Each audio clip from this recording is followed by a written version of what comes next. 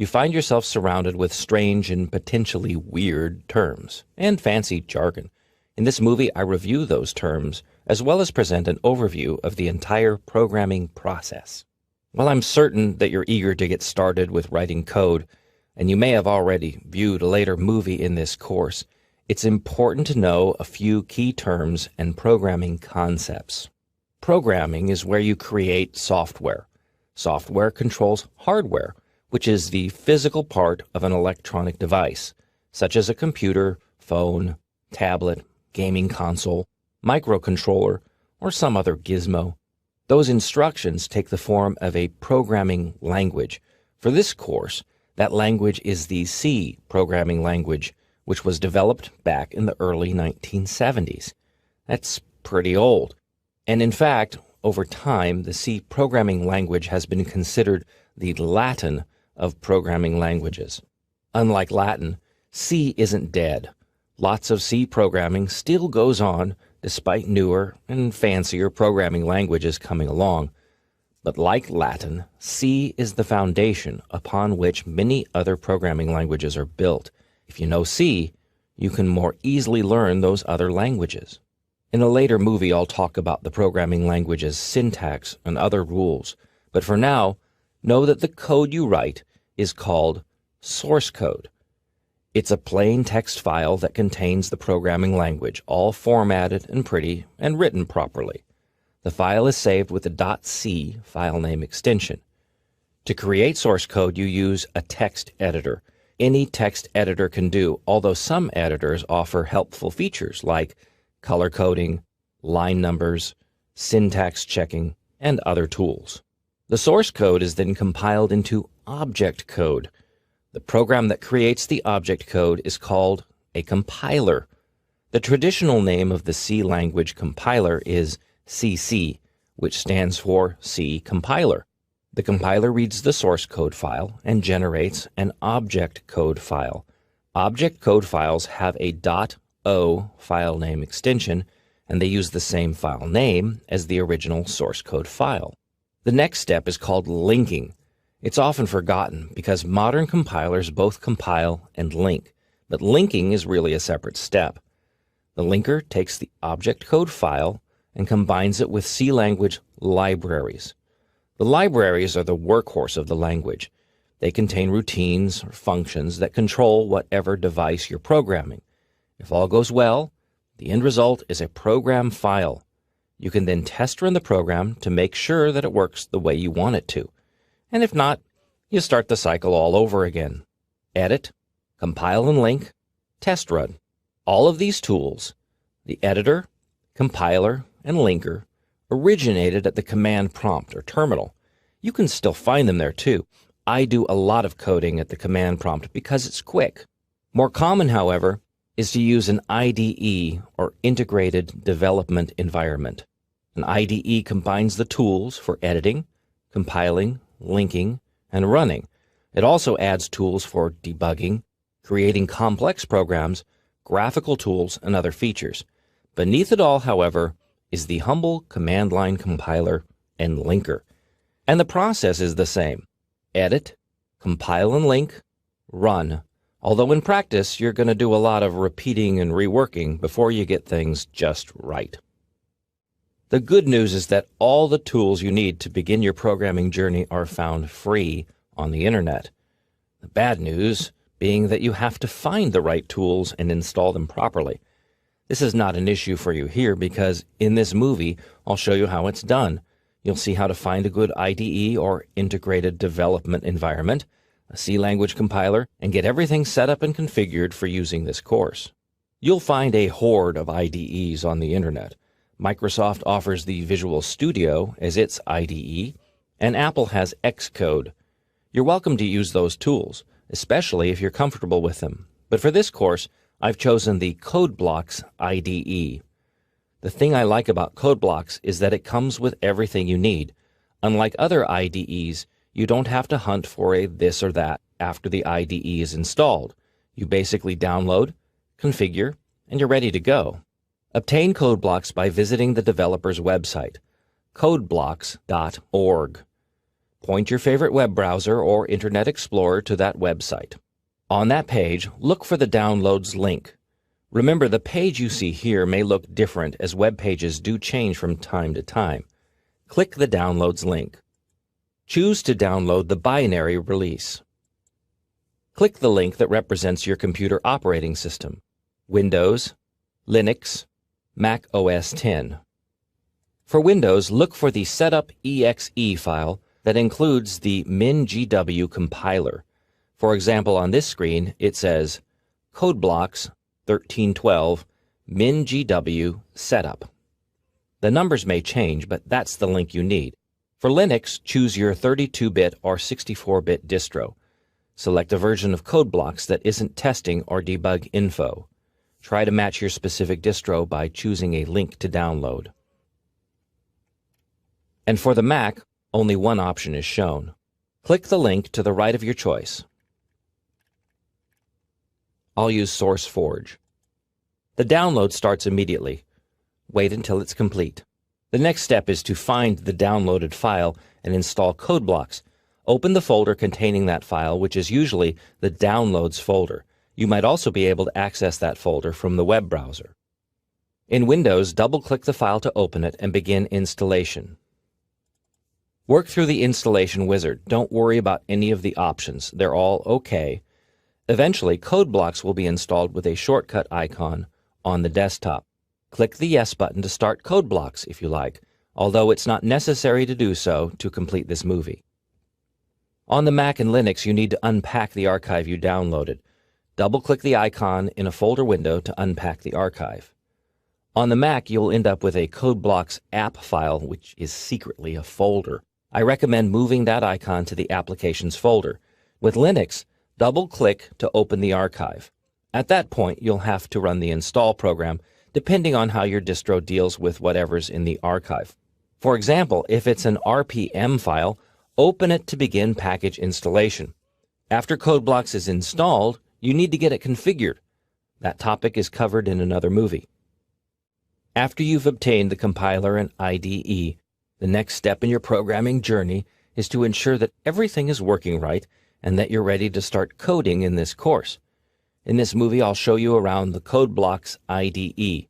You'll also see how to incorporate the exercise files for use in CodeBlocks throughout this course, and perhaps do some configuring. I assume that you already have CodeBlocks installed on your computer, although you may not have run it. If you don't yet have CodeBlocks, please refer to the earlier movie on obtaining an IDE. Open and run CodeBlocks. If this is the first time you've run CodeBlocks, you may see a prompt reminding you that you've downloaded CodeBlocks from the internet. Click the Open or OK button. This program is safe to use. On the Macintosh and Linux, you may be prompted to choose a default compiler. If it's available, I recommend that you select the LLVM Clang compiler as the default compiler. Otherwise, the GNU GCC compiler is fine. The main CodeBlocks window looks like this. It's known as the workspace. To the left is the management panel. This lists projects. The center is where you'll find the editor, where you'll write the code. At the bottom, you see a host of tabs. These can display messages or other useful information. You should take a moment now to configure a few CodeBlock settings that will help you use the IDE in this course. First, some editor settings. Choose Settings Editor. Ensure that there is a check mark by the options Show Line Numbers. All the other options shown here should be set, which is the default. Click the Choose button in the font area to set the font. I recommend using a monospaced font, and I set my editor to a 12-point font, which shows up better on my screen. Here I'm going to choose 18 points so that you can better see the messages on this screen. Click OK to close the General Settings window. Second, adjust the Build Messages text size. Choose Settings, Environment. Click the View icon. Set the Message Logs font size value to 10 or 12, which is better to see. Here I'm going to set it to 16 or 18, which is going to show up really well on this screen. Click OK. CodeBlocks is now configured for this course. You can quit CodeBlocks now if you like. When you quit, you may be notified that the perspective has changed. Go ahead and save the perspective and click in the little box so that you're not bothered with the message again. The next step is to set up the project files. Click the Exercise Files button on this page right up top to download the archive. Before expanding the archive, I recommend placing the exercise files into a specific location on your local storage system. Open a folder management window on your computer. Ensure that you're viewing your own personal folder, which is known as the Home folder in Unix or the User Profile folder in Windows. Do not use the Library folder system in Windows. Instead, click the address bar to visit your account's folder. If you have a C programming folder, navigate to it. Otherwise, create a new folder named C or C Programming. Expand the archive into this folder, or you can expand the archive in the Downloads folder and then move the resulting folder into the C Programming folder. I've already downloaded the files into the Exercise Files folder. Now I'll copy them over to the Programming folder. And there are all the files. Now you can delete the archive file you downloaded. There's no need to retain it. We're just going to work with the files here in the C Programming folder. Programming involves writing source code, compiling, and linking, which creates the program. You then test run the program to see how it works, or if it works. In this movie, I'll demonstrate that process in code blocks. You'll see how to set up and run a sample project. I'll also show you how to understand and fix problems by using the CodeBlocks IDE. Start up CodeBlocks if you haven't already. You need to see the Start page, and if you don't see it, choose View Start Page. Most of the work you do in CodeBlocks is project-oriented. Projects can be anything from a small program to a massive online game. For this course, you'll be using the pre-written exercise files. But normally in CodeBlocks, you create a project, typically by clicking the Create a New Project link. This step isn't needed in this course because, like I said, I've pre-written all the exercise files for you. But if you wanted to create a new project in CodeBlocks, specifically one of the console applications demonstrated in this course, choose Console Application when starting a new project. Select the C language. Type in a name for the project and choose a folder, such as the exercise folder created in an earlier movie. On the Mac, ensure that the names don't have any spaces or the program can't be run from within CodeBlocks. Choose Release Only and click Finish. Open the main C source file to begin editing. Although this is a complete program, it's presented as a skeleton. Otherwise, that's all you need to know about the CodeBlocks Start page. Dismiss this project by right-clicking on it and choosing Close Project. In this course, you'll be incorporating pre-written source code files for use in the IDE. This saves you typing time, but it also saves you editing time from creating a new project and then editing that CodeBlocks pre-written source code skeleton. To open one of this course's exercise files in CodeBlocks, click the Open button on the toolbar. Browse to the folder containing the exercise files, such as the C Programming folder.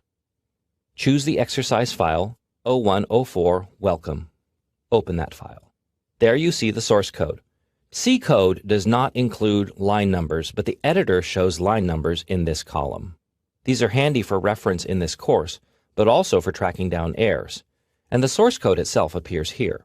The text is color-coded, which helps you recognize different parts of C, as well as spot errors when things aren't colored correctly.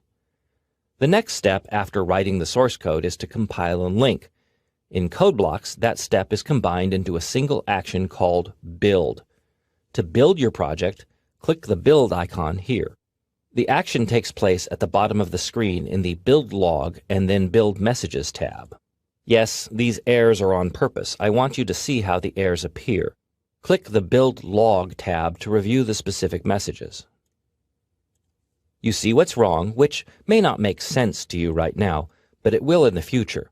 More importantly, you see a line number, line 5. In this case, line 5 is missing a double quote. In the editor, click here to add a double quote character. If you've done it correctly, then only the text in double quotes is colored blue, not the parentheses or semicolon at the end of the line. Save the file.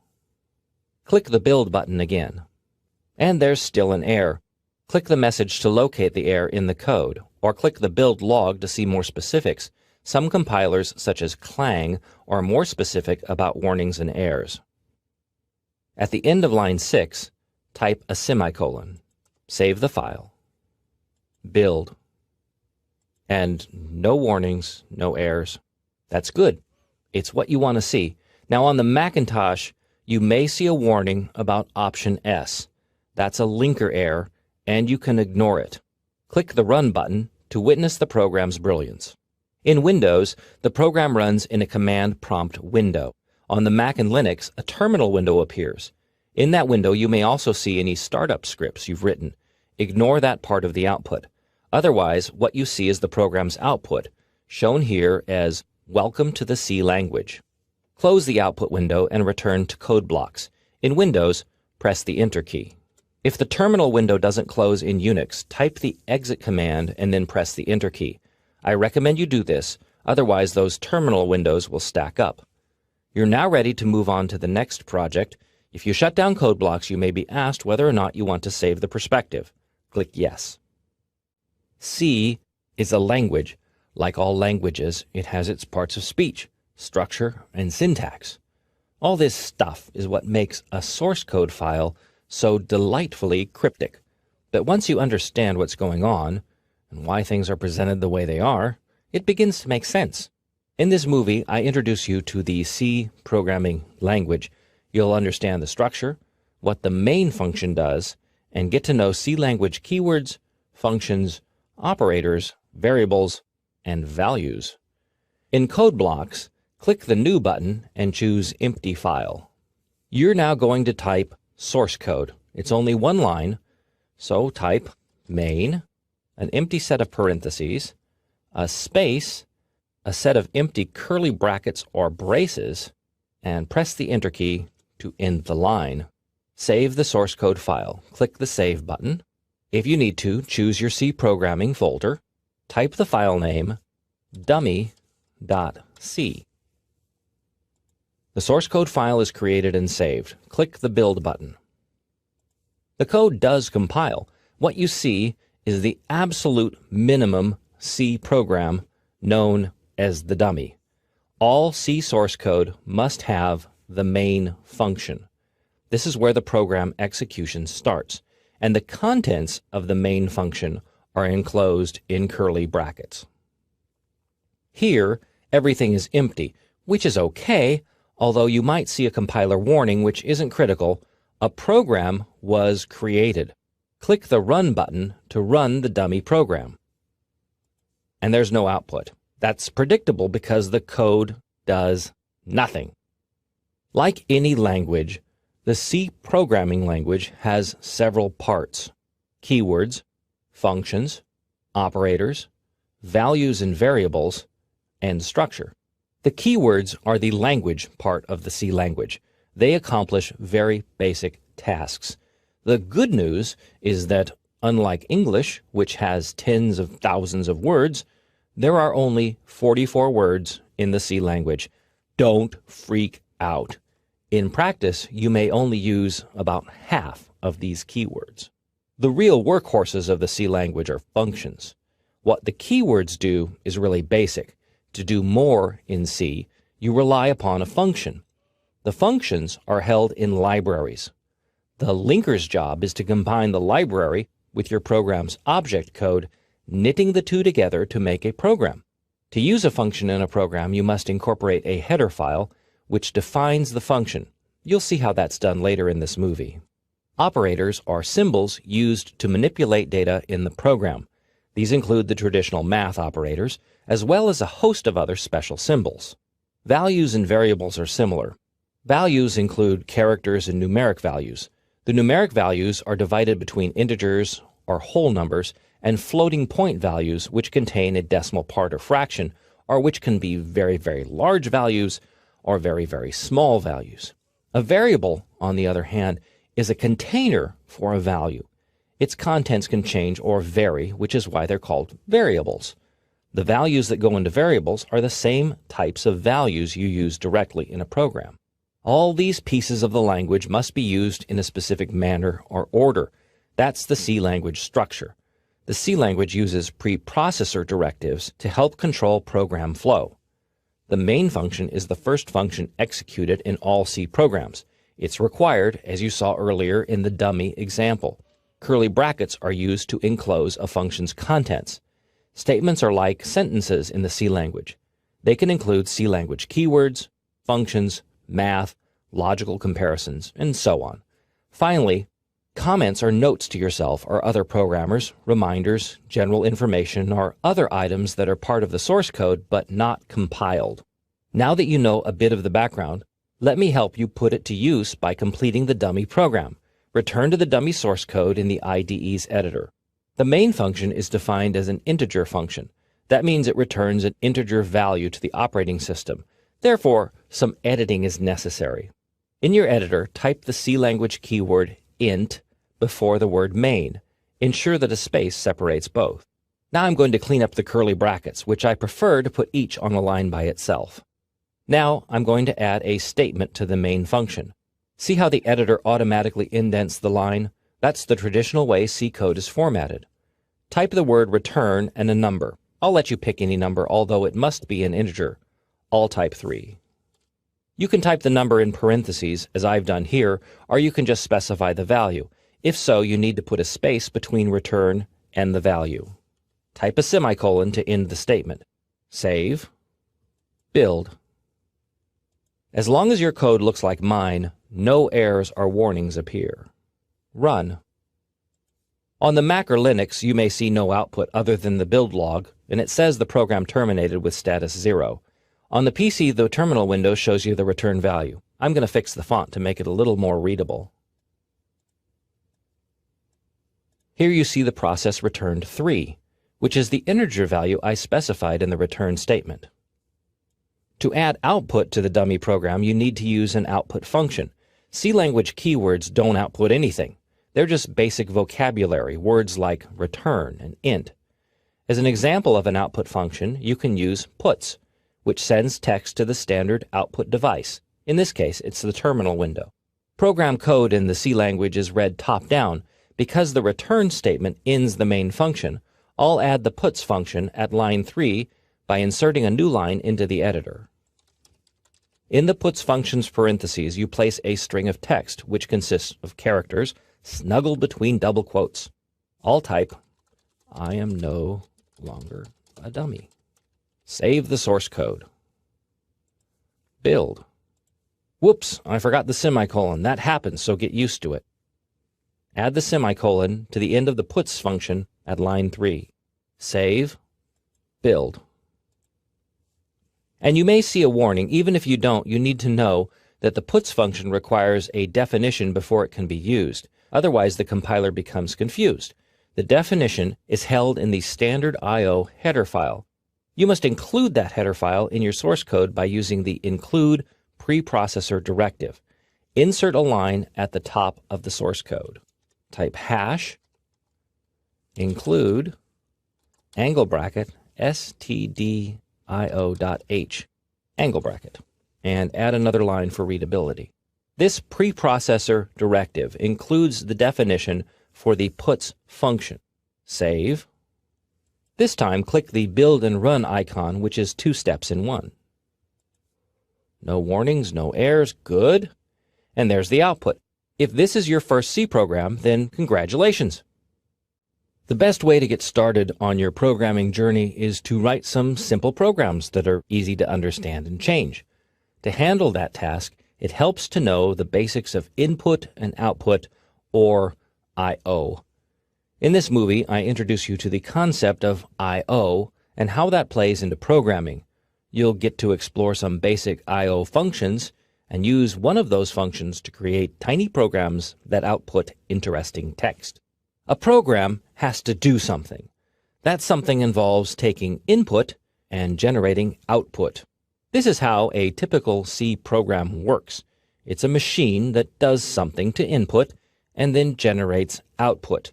If the program doesn't do anything, then it's basically plumbing. What comes in goes out. The C library offers a host of output functions. Of the lot, these 3 are the most popular. They are pronounced: printf, putchar, and puts. Each function is designed to send one or more characters to the standard output device, which is the screen or terminal window. The puts function puts or sends a string of text to standard output. Puts is put string, and a string is a collection of characters enclosed in double quotes. This function is defined in the stdio header file, which is included at line 1. In the exercise source code, I've specified the puts function but omitted the string. Your job is to type the string, so click the mouse amidst the parentheses and type the string argument for the puts function. Type a double quote.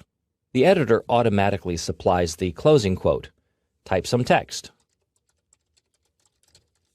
If the editor doesn't supply the closing quote, you must type it. Otherwise, the compiler doesn't see the end of the string and an ugly error is generated. You can also type the quote even if it's supplied and the editor is smart enough not to double up. The string is highlighted in blue. Save, build and run. There's the output, exactly as you typed. Your challenge is to add another puts function to the existing source code. Have that function output a line of text before line 5. What the text says is up to you. This should take you about 3 minutes to complete. Welcome back. I'm going to show you how I would solve this puzzle, which is one way of doing it. I'm going to add my puts function here. There's no need to add a second stdio header file for the second puts function. One is all you need for all the functions defined there. And you can type a single quote within a pair of double quotes. That's not a problem. Remember to end the statement with a semicolon. Save, build and run. Note the order. The program runs top down. The two puts statements execute in sequence. The program ends with a return statement, which returns control back to the operating system. The closing curly bracket merely marks the end of the main function. I'd like to add a comment to the source code. This is text that doesn't compile. Instead, it's intended as a note for the programmer, a reminder, or just general information. Insert a new line at the top of your source code file. Type /*. Traditional C comments start with the /* character combination and end with the */ characters. The editor highlights all the text in the code, which is now effectively one long comment because no ending comment characters have been written. Type your name and the date.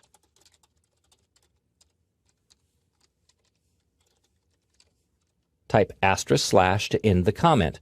Comments aren't compiled, and you can prove it. Save the changes, build and run, and the output is the same. A second type of comment uses 2 slashes at the start of a line. You can use this comment to disable a statement in the code, which happens a lot when you're hunting down bugs or trying to fix something.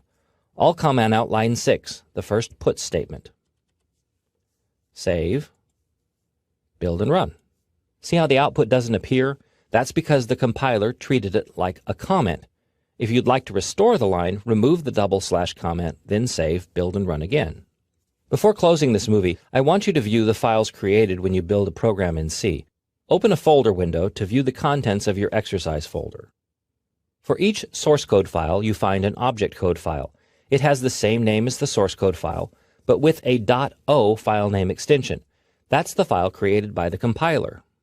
The object code file contains both the compiled source code as well as information from the header file. The linker takes that object code file and mixes in the C library file. The result is a program file, which also has the same name as the source code file. In Windows, you may see the file name extension exe, which means executable. In other operating systems, no extension is necessary. The extension doesn't show up on this screen because Windows is configured not to show certain file name extensions. The program file might also be given the name a.exe or a.out. That's the linker's default name, although in code blocks, the program's name is the same as the source code file's name. Everyone's favorite C language output function seems to be printf. In most C courses, it's the first function you learn because it's included in the traditional Hello World program.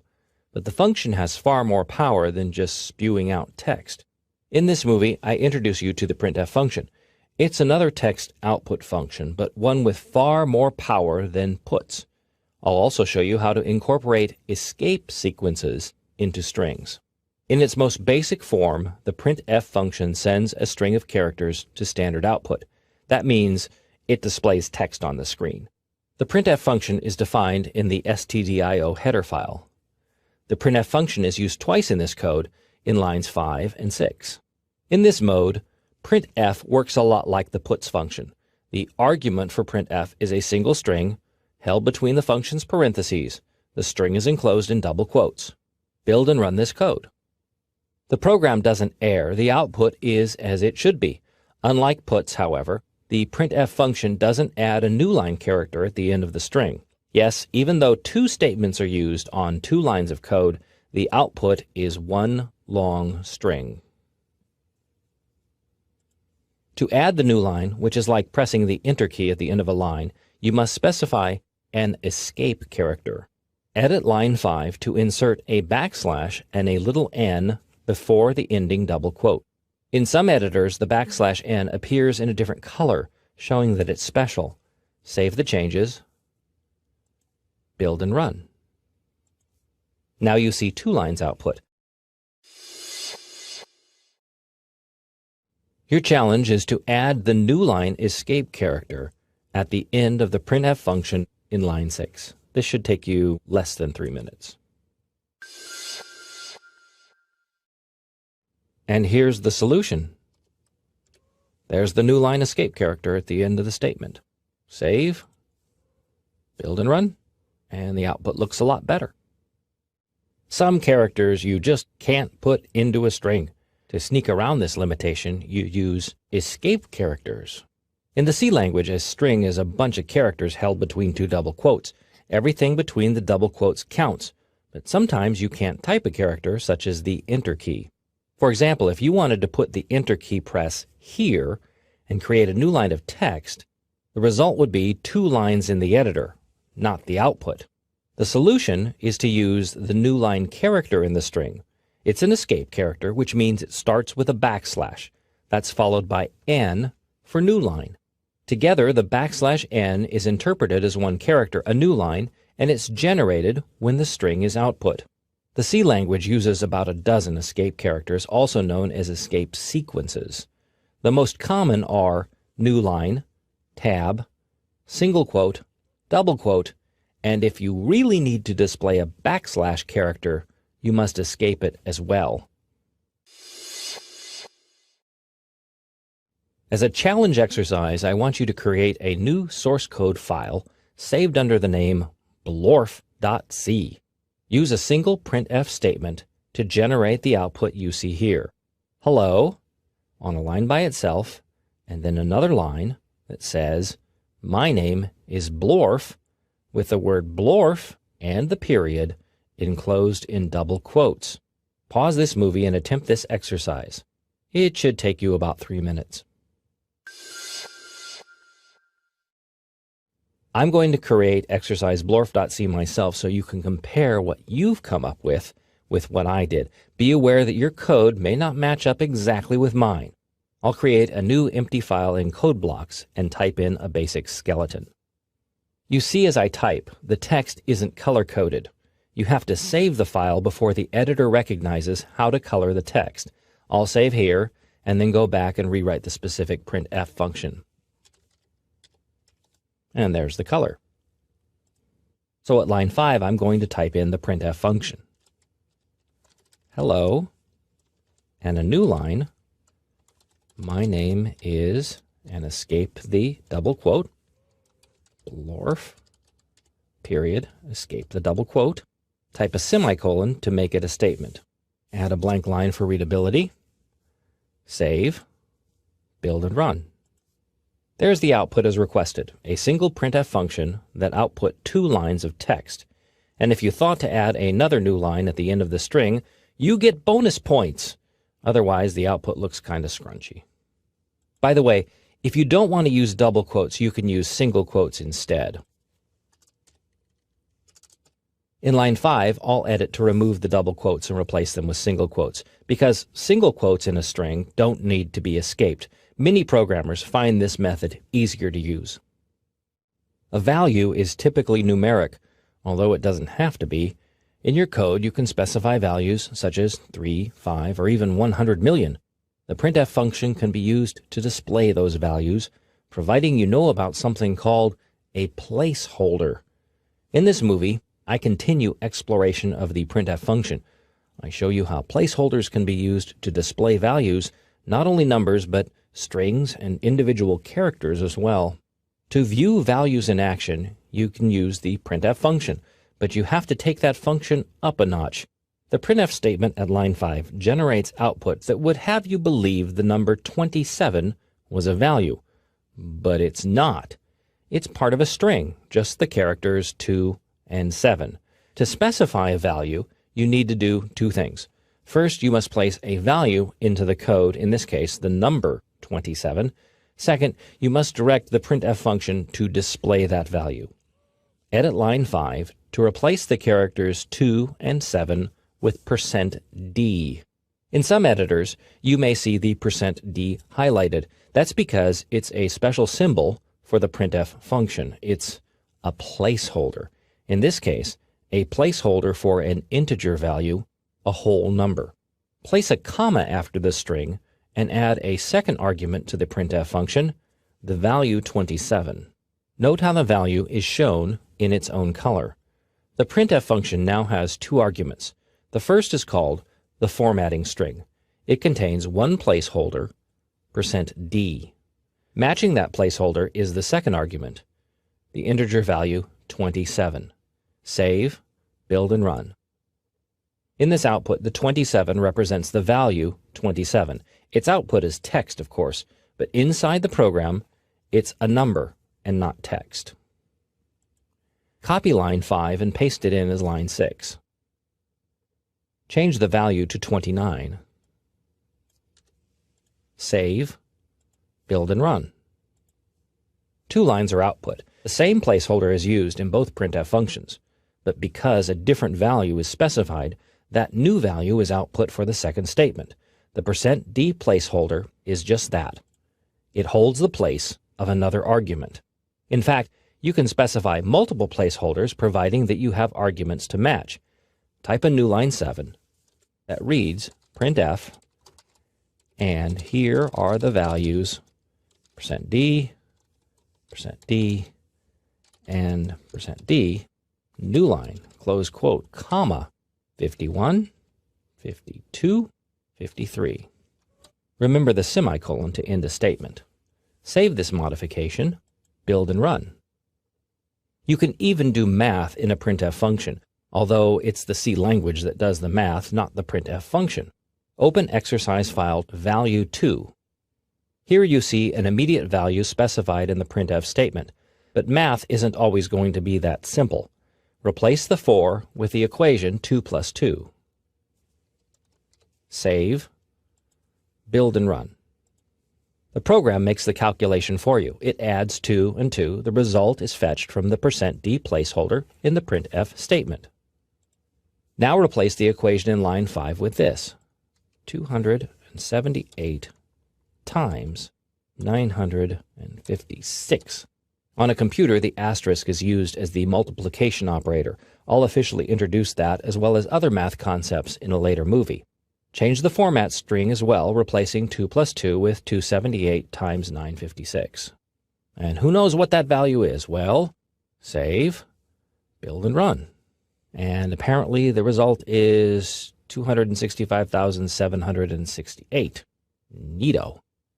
The printf statement employs a swath of placeholders, each for a specific type of value. Here is a partial list showing some of the more common placeholders. It helps to know about the different types of values in the C language before you can use each of these, as well as understand the whole lot of them that aren't shown. Also, even then, the placeholders have options that I'll get into in a later movie.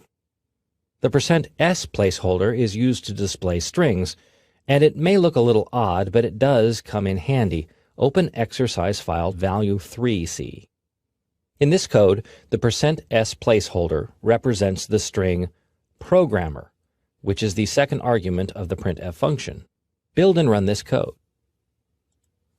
And indeed, you are a programmer, but what kind of programmer? Modify line 5 in the code to add another placeholder and another argument to the printf function. Place %c before %s and squeeze a space in between the two. Now you have to add an argument for the %c, so after the comma, type a single quote, big C, and then another single quote and a comma. Many editors will assign the single character value to its own color, as shown here. In the C language, single characters are specified with single quotes.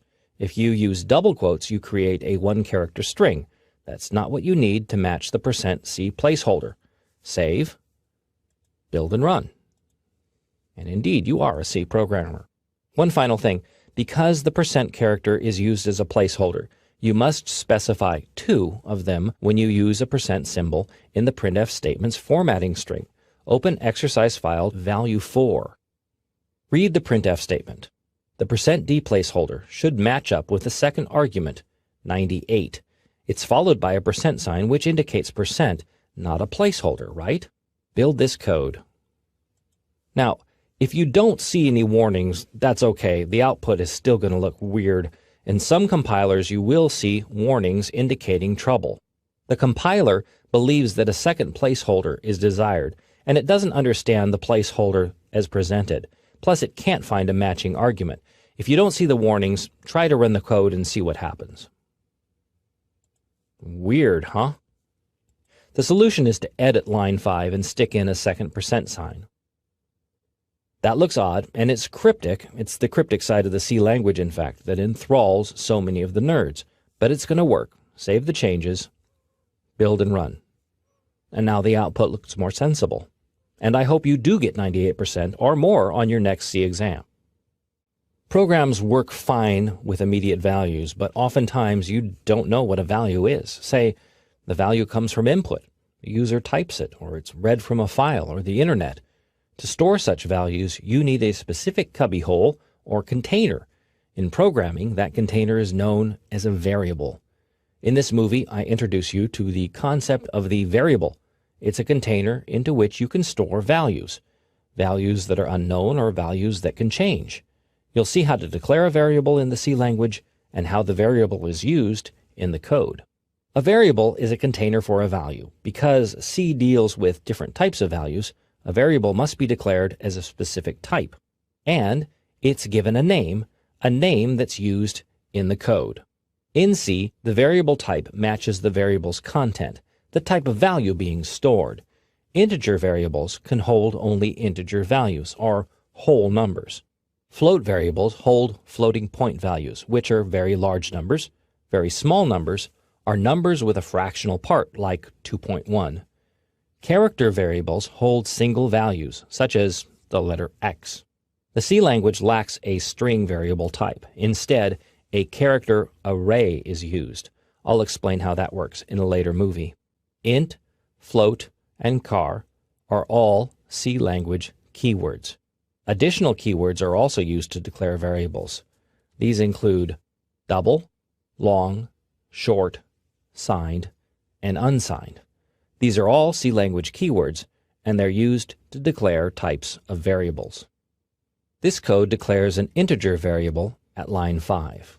First comes the keyword int, which is used to declare an integer variable. Next comes the variable name, age.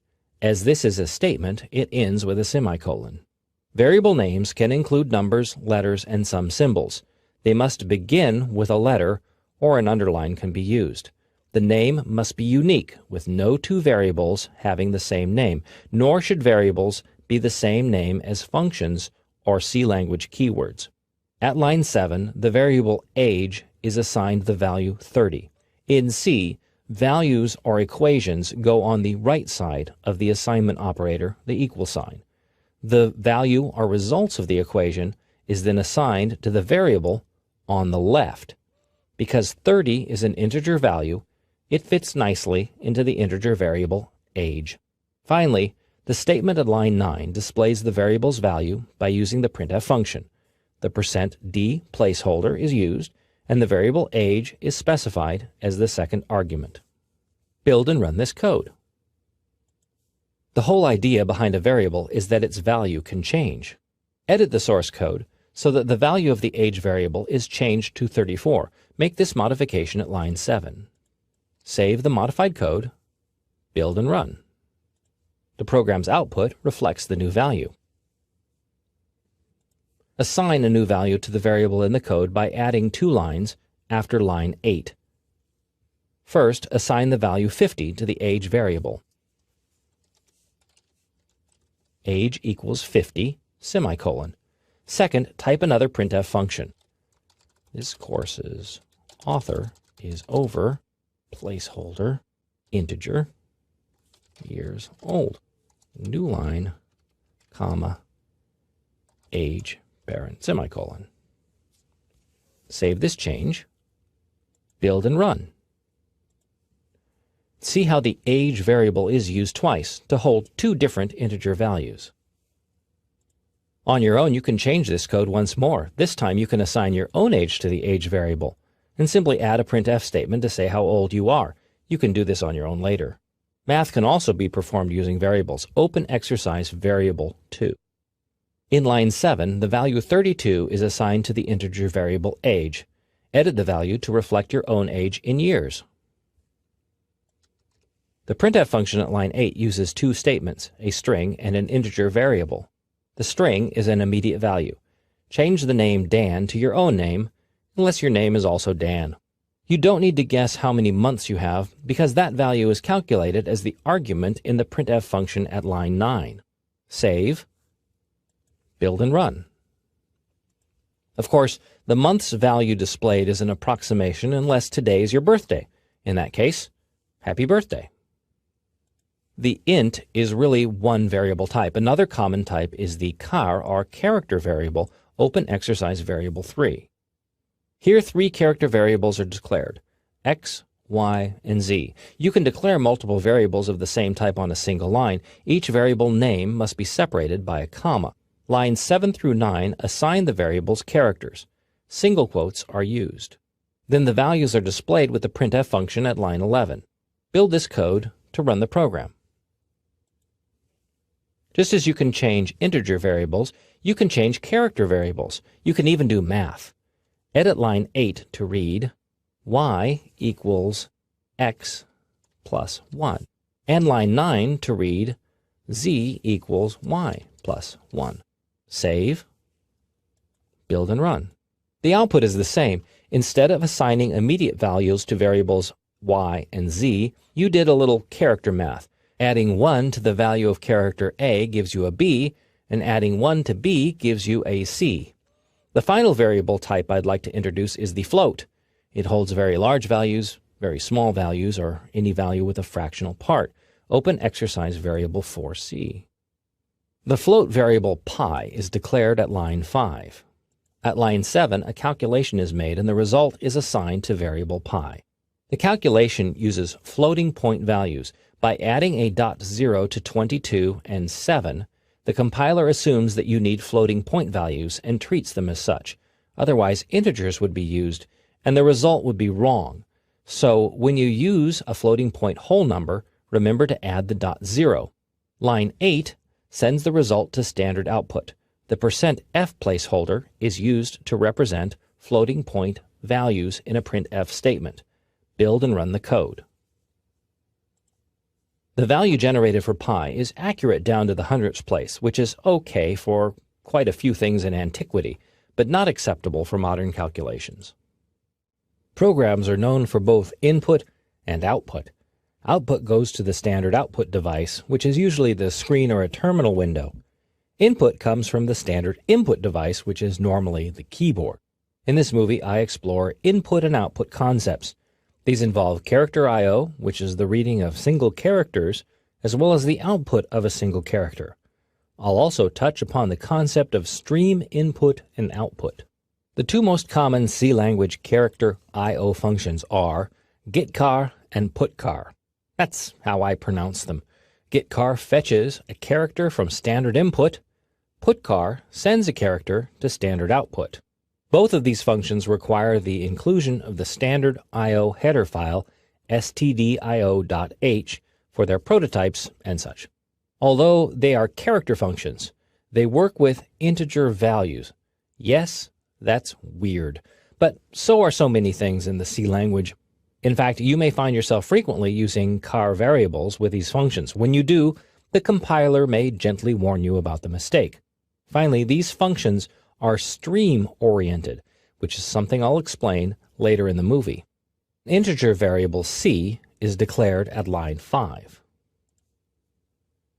It's used with the getChar function at line 8, storing a single character from the input stream. In this example, that would be a character typed at the keyboard. The character is displayed at line 9. The int variable c is used, but the character placeholder %c is specified. This ensures that the character is displayed, not its code value. Build and run the code. Note that the prompt keeps the cursor on the same line, and I added a space to make it more readable. Type a letter such as a big Z and press enter. Ta-da! Modify the code so that the putchar function outputs the character you typed. To do that, you need to split the printf function in two.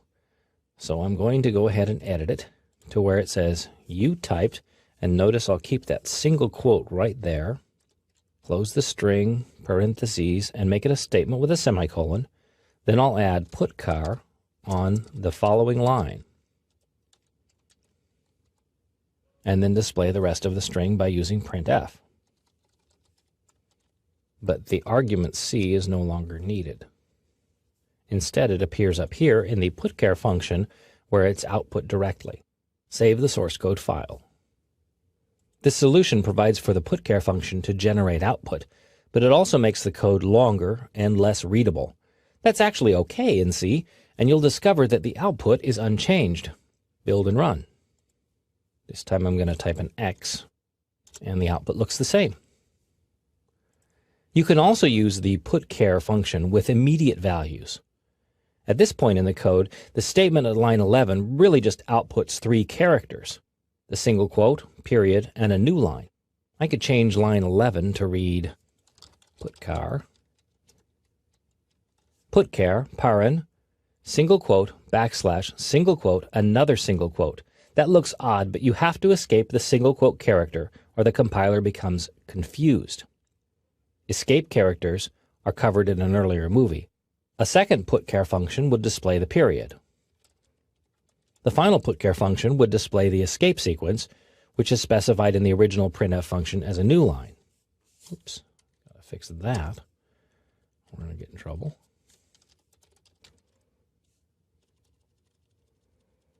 And use single quotes.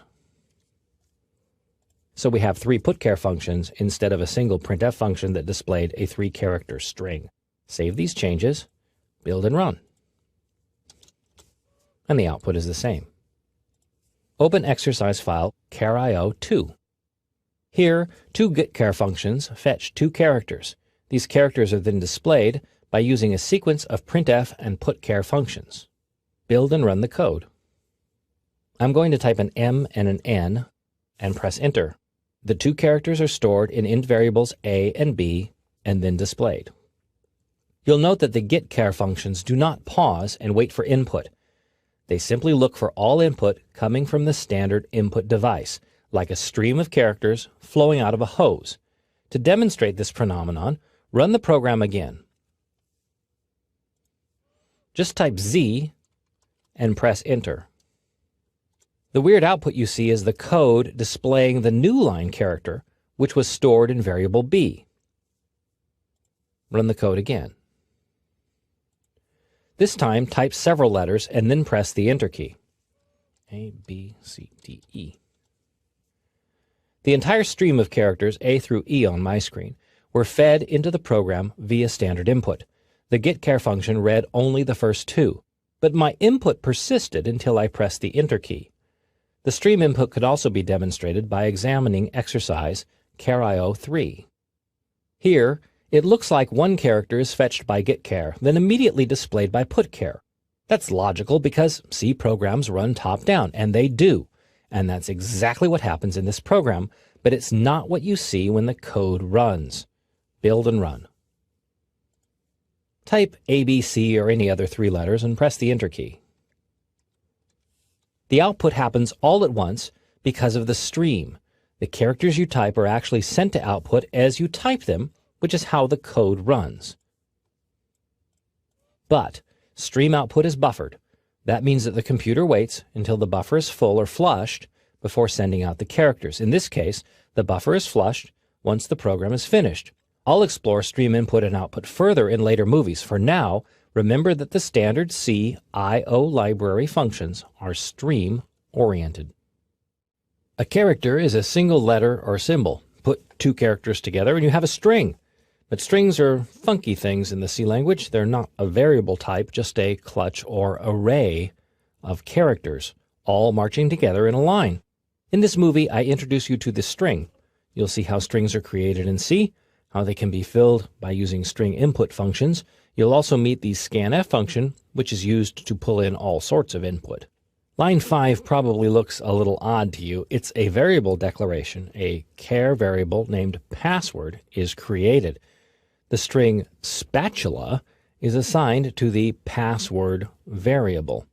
This is known as an immediate assignment, which is possible with other variables as well, but necessary when declaring a string.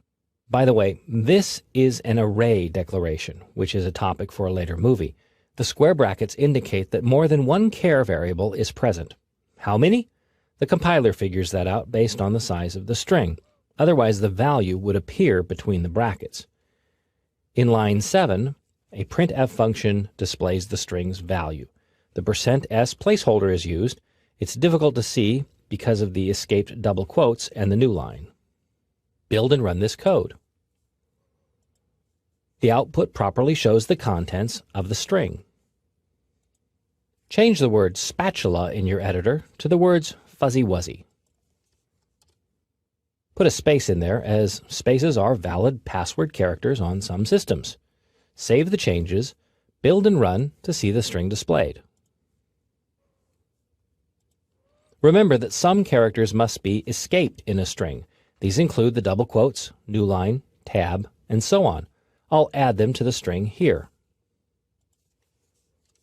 Double quote, new line, tab. Save, build and run. And there's the predictable but ugly output. To fetch a string from standard input or to fetch any specific value, use the scanf function.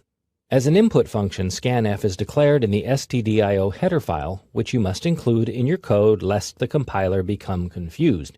Scanf uses printf's placeholders to read a specific value into a variable, and that variable is often prefixed with the ampersand. Here's the format for the scanf function. It includes 2 arguments, a formatted string and a variable. The formatted string directs scanf to look for a specific type of value. To accomplish this, you specify the same placeholders used with the printf function inside the formatting string. So, %d for an integer, %c for a character, and so on. The formatting string is almost always composed of these placeholders and nothing else. To assign a value, specify the variable that's already been declared in the code. The variable type must match the placeholder. You need to prefix an ampersand operator to the variable name, which is something you must remember to do. You do not need to prefix the ampersand to a string or array, which is something you'll forget to do. The ampersand used here is the memory location operator, which is covered in a later movie. This code demonstrates how to read an integer value from standard input. The scanf function at line 8 uses the %d placeholder to fetch the integer value. It's assigned to variable x. See the ampersand. Don't forget it. Build and run this code. Type an integer, which is any whole number. The program assigns that value to variable x and then displays the result. Now, if you were to modify this code to read in a floating point value, you would have to make some changes. Try to think of the changes on your own as I make them in the code. First, of course, would be to change the variable type at line 5 to a floating point value. Simply change int to float, and suddenly variable x becomes a floating point value. In line 7, obviously, we need to change the word integer. Line 8, change %d to %f for a floating point value. And finally, at line 9, change the word integer. And change the placeholder as well. Save, build and run. Type a real number, such as 45.6. And the value is read and displayed. Don't freak if you see a value that's not exactly 45.6. What you see here is called a precision error. Computers approximate real numbers, which is acceptable. In a later movie, I'll show you how to fix the output to make it look more agreeable. You could also modify the code so that it reads in a single character value. The changes are the same. Try it along with me if you can. First, you change the variable type from float to a single character variable. And then here, change the prompt so that it says character. And change the % placeholder in the scanf function to a C from an F to read in a single character value. Change the prompt here. And the placeholder. With variable x being a character variable, you need the %c placeholders to read in the proper values. Save the changes, build and run. And I'm going to type the mysterious character x. You can also use the scanf function to read in strings, but you'll find some peculiarities in this operation. Open exercise file scanf2. On line 5, the name variable is created. It has room to store 14 characters, plus one additional character for the null at the end of the string. The scanf function at line 8 uses the %s placeholder to read in a string. The variable name is used without the ampersand. That's because name is a character array, and arrays do not require the ampersand operator. Build and run this code. Type your name and press enter. The string is read and displayed. And now for the peculiarities. Run the program again. This time, assume that your name is Jerry Bob, which is 2 words. The scanf function stops reading text at the first white space character. That's a space, tab, or new line, and there's no way you can force scanf to read in those characters. It's just the way it works. So scanf is really a string input function where strings are just 1 word long. A better function to use for reading strings is fgets, which is a file input function, but it can be used to read standard input. Open the exercise file fgets1. A variable input is created at line 5. It has room for 63 characters plus 1 for the null character terminating the end of the string. The fgets function at line 8 reads standard input. The first argument is the variable into which input is stored. This location is also called a buffer, which is just nerd jargon for storage. The second argument indicates the size of the buffer, and again 64 is used. That's 63 characters plus the null character. The final argument is stdin, which is standard input. The puts function at line 10 reads the stored text and sends it to standard output. Build and run this code. Type your instructions. Press enter, and there's your string, spaces, and everything. The important thing to remember when it comes to math and programming is that the computer does the work. You just have to copy the equation down properly. To do so, you need to know a few math operators, plus some other C language rules and procedures. In this movie, I review the basic math operators and how they're used. Also explored are the increment and decrement operators, plus a few notes on the order of precedence, which determines which part of an equation is evaluated first. The C language uses 4 basic symbols for the 4 basic math operators: addition, subtraction, multiplication, and division. These should be familiar to you, especially if you've used a spreadsheet. The asterisk is used for multiplication. That's because the multiplication symbol isn't available on the keyboard, and please don't use the letter X. Similarly, the division symbol isn't found on the standard computer keyboard, so a slash is used instead. Two additional operators are increment and decrement. These are single operators despite using two characters. These operators serve a useful purpose when dealing with loops, which is a topic covered in a later movie. And in C, the calculation goes on the right. The result is then assigned to a variable on the left, or the result can be used immediately, as in the printf function shown here. Two variables are declared, a and b. In line 6, I've preset the value of variable b to 5. The scanf function at line 9 reads in an integer value, storing it in variable a. Then the printf function displays both values a and b as well as their sum. The math equation is the third argument in the printf function. Build and run. Type in a value to see the sum of that value and 5. To change addition to subtraction, you need to make only one modification. Look at the code for a second and see if you can spot the place where that modification would take place. Here's where it would, right here. This is the equation. To change addition to subtraction, simply change the operator.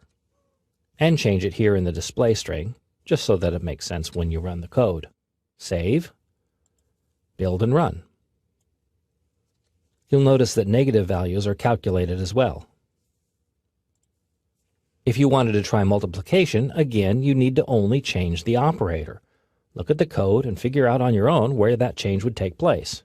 Again, it takes place in the printf statement at line 10. Change the minus operator to multiplication, and in the display string as well. Save, build and run. The final modification, as you've probably guessed, is division. But division can be tricky, especially with integer values. Let me show you. I'll change the print statement to reflect division. It's the only change I'm going to make.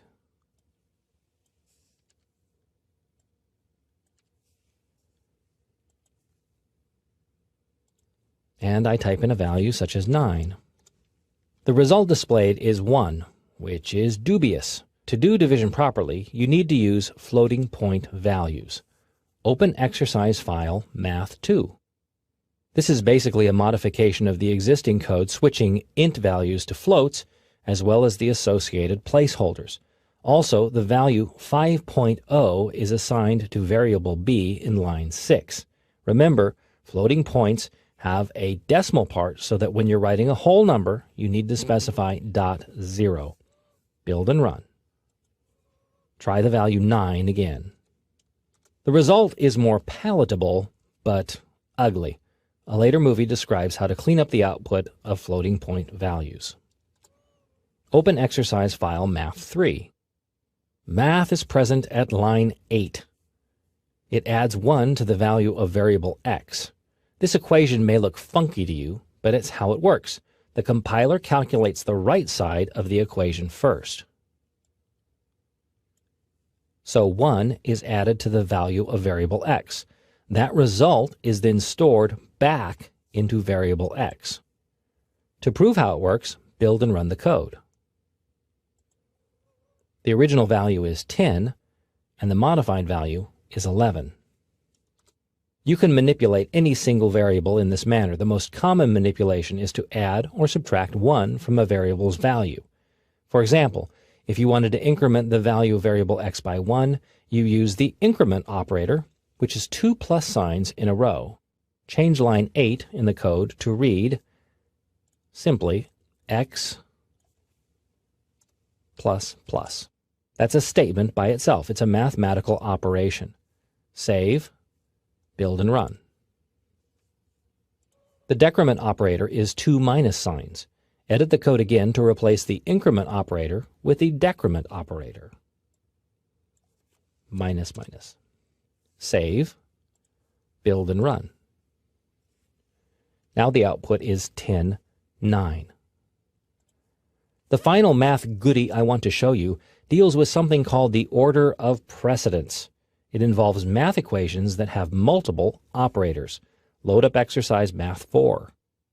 Can you guess the value of variable a by looking at line 7? Run the code to see what the computer thinks.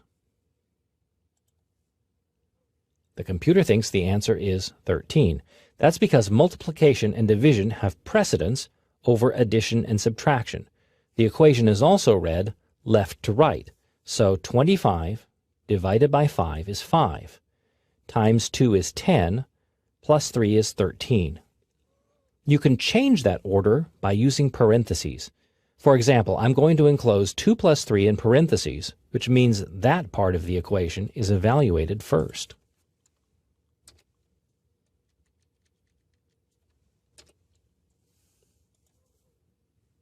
Save, build, and run.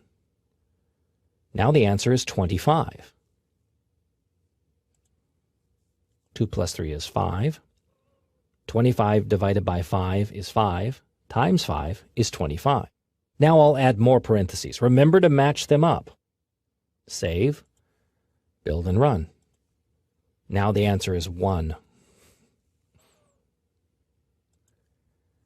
That's because 2 plus 3 is 5. 5 times 5 is 25, and 25 divided by 25 is 1. Remember in C, equations are evaluated multiplication and division first, then addition and subtraction unless you use parentheses to modify the order.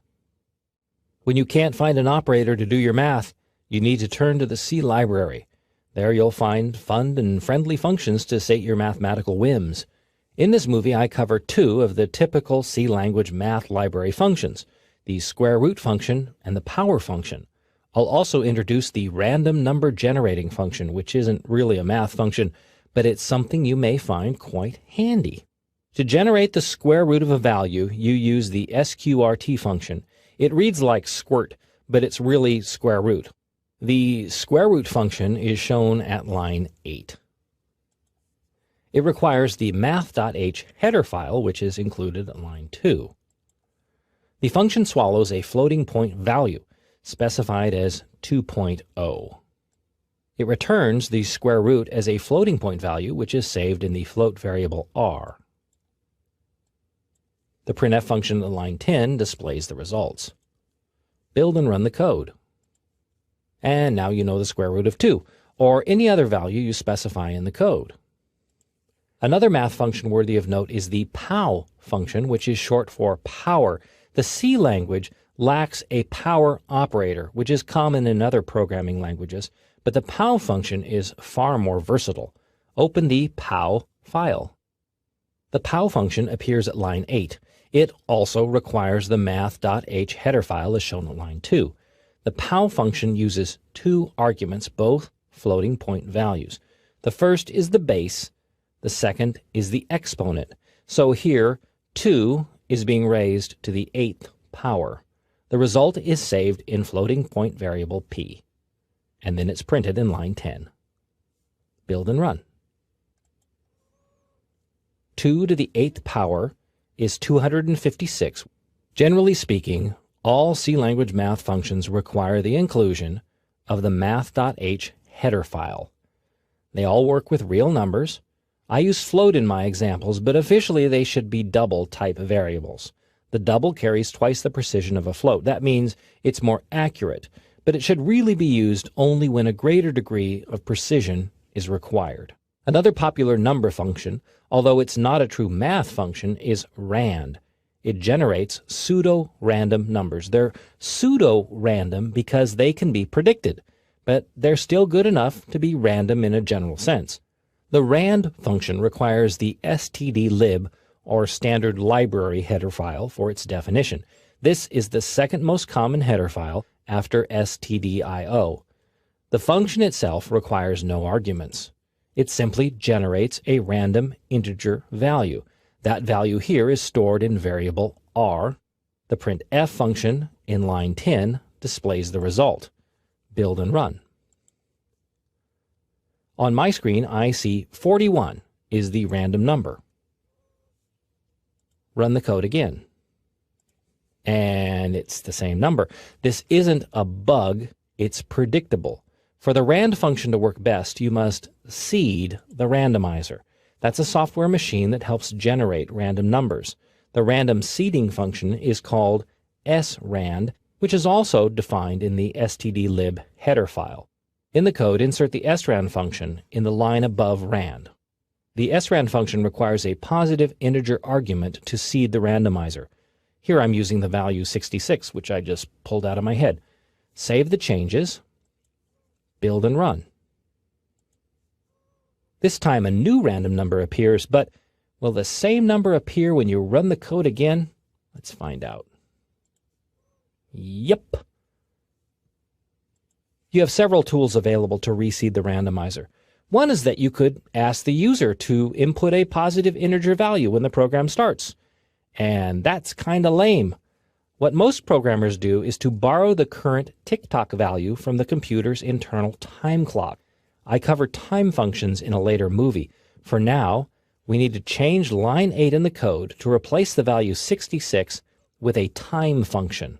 You need to type in parentheses the word unsigned, then the time function, time, and in its parentheses you need to put the word null in all caps, N-U-L-L. Then make sure all the parentheses match up as they're highlighted on the screen. Good. Yes, this looks odd, but it's important that the parentheses match. One set around unsigned, one set around null, and then one set around the entire thing, which is the srand function. What this function does is to fetch the current tick-tock value from the computer's clock. It's a number that's constantly changing. Save the code. Build and run. And you see a new value. Let's run it again to check a new value. And it's another value. It's close because, again, it's based on the tick-tock value, which is incrementing throughout the day. Why are random numbers so important? Because random numbers are the key to making all computer games interesting. Generally speaking, a program executes statements as they appear in the source code, one line after another. To change that order is to alter the program's flow. One of the most common flow control words in the C language is if, which is similar to its human language counterpart, also called if. In this movie, I introduce you to the if keyword. You'll also discover how comparisons are made in the C language, as well as how to handle multiple decisions.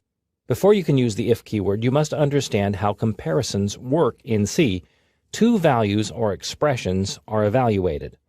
To make that evaluation, you use one of the C language's comparison operators. Here are the most common comparison operators. Is equal to, which you'll note is two equal signs. One equal sign is the assignment operator. This is why I say is equal to for the operator's name instead of is equal or equals. Less than and greater than you're probably familiar with. Then there's less than and equal to and greater than and equal to. Finally, the not equal to or does not equal operator. The exclamation point in the C language is often pronounced not, which is how you remember this one. The user is prompted to type an integer value. The value is displayed in line 9. At line 10, an if statement evaluates that value. If it's greater than 10, line 11 is executed. Otherwise, line 11 is skipped. Build and run. Let's type in 50. You typed in 50. 50 is greater than 10. It worked. I'm going to experiment a few times, as you should, with other values to see how it works. 7. You type 7, and of course there's no other output. And 10. But values greater than 10 will display that string. An if statement is traditionally formatted differently from other statements. It's split between two or more lines. The first line sets the if condition in parentheses. If that condition is evaluated true, the next line is executed. Actually, it's just one statement split between two lines. See how the semicolon is at the end of line 11 and not line 10. You could also write it as a single line, but that's uncommon. More common is to enclose the statements belonging to if in curly brackets, like this. This format is actually required when more than one statement is executed based on the if condition. For example, let's move line 9 down to line 12. Save, build and run. You type in 25. And because the value is greater than 10, both lines were displayed. Open exercise file if2. This code shows two if comparisons in a row, each of which has its own set of curly brackets. Two conditions are evaluated: greater than in line 10 and less than at line 14. Build and run. You see the appropriate output for values less than 10. Run again.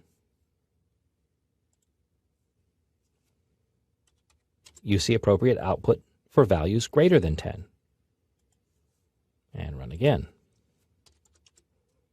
But not output for 10 itself.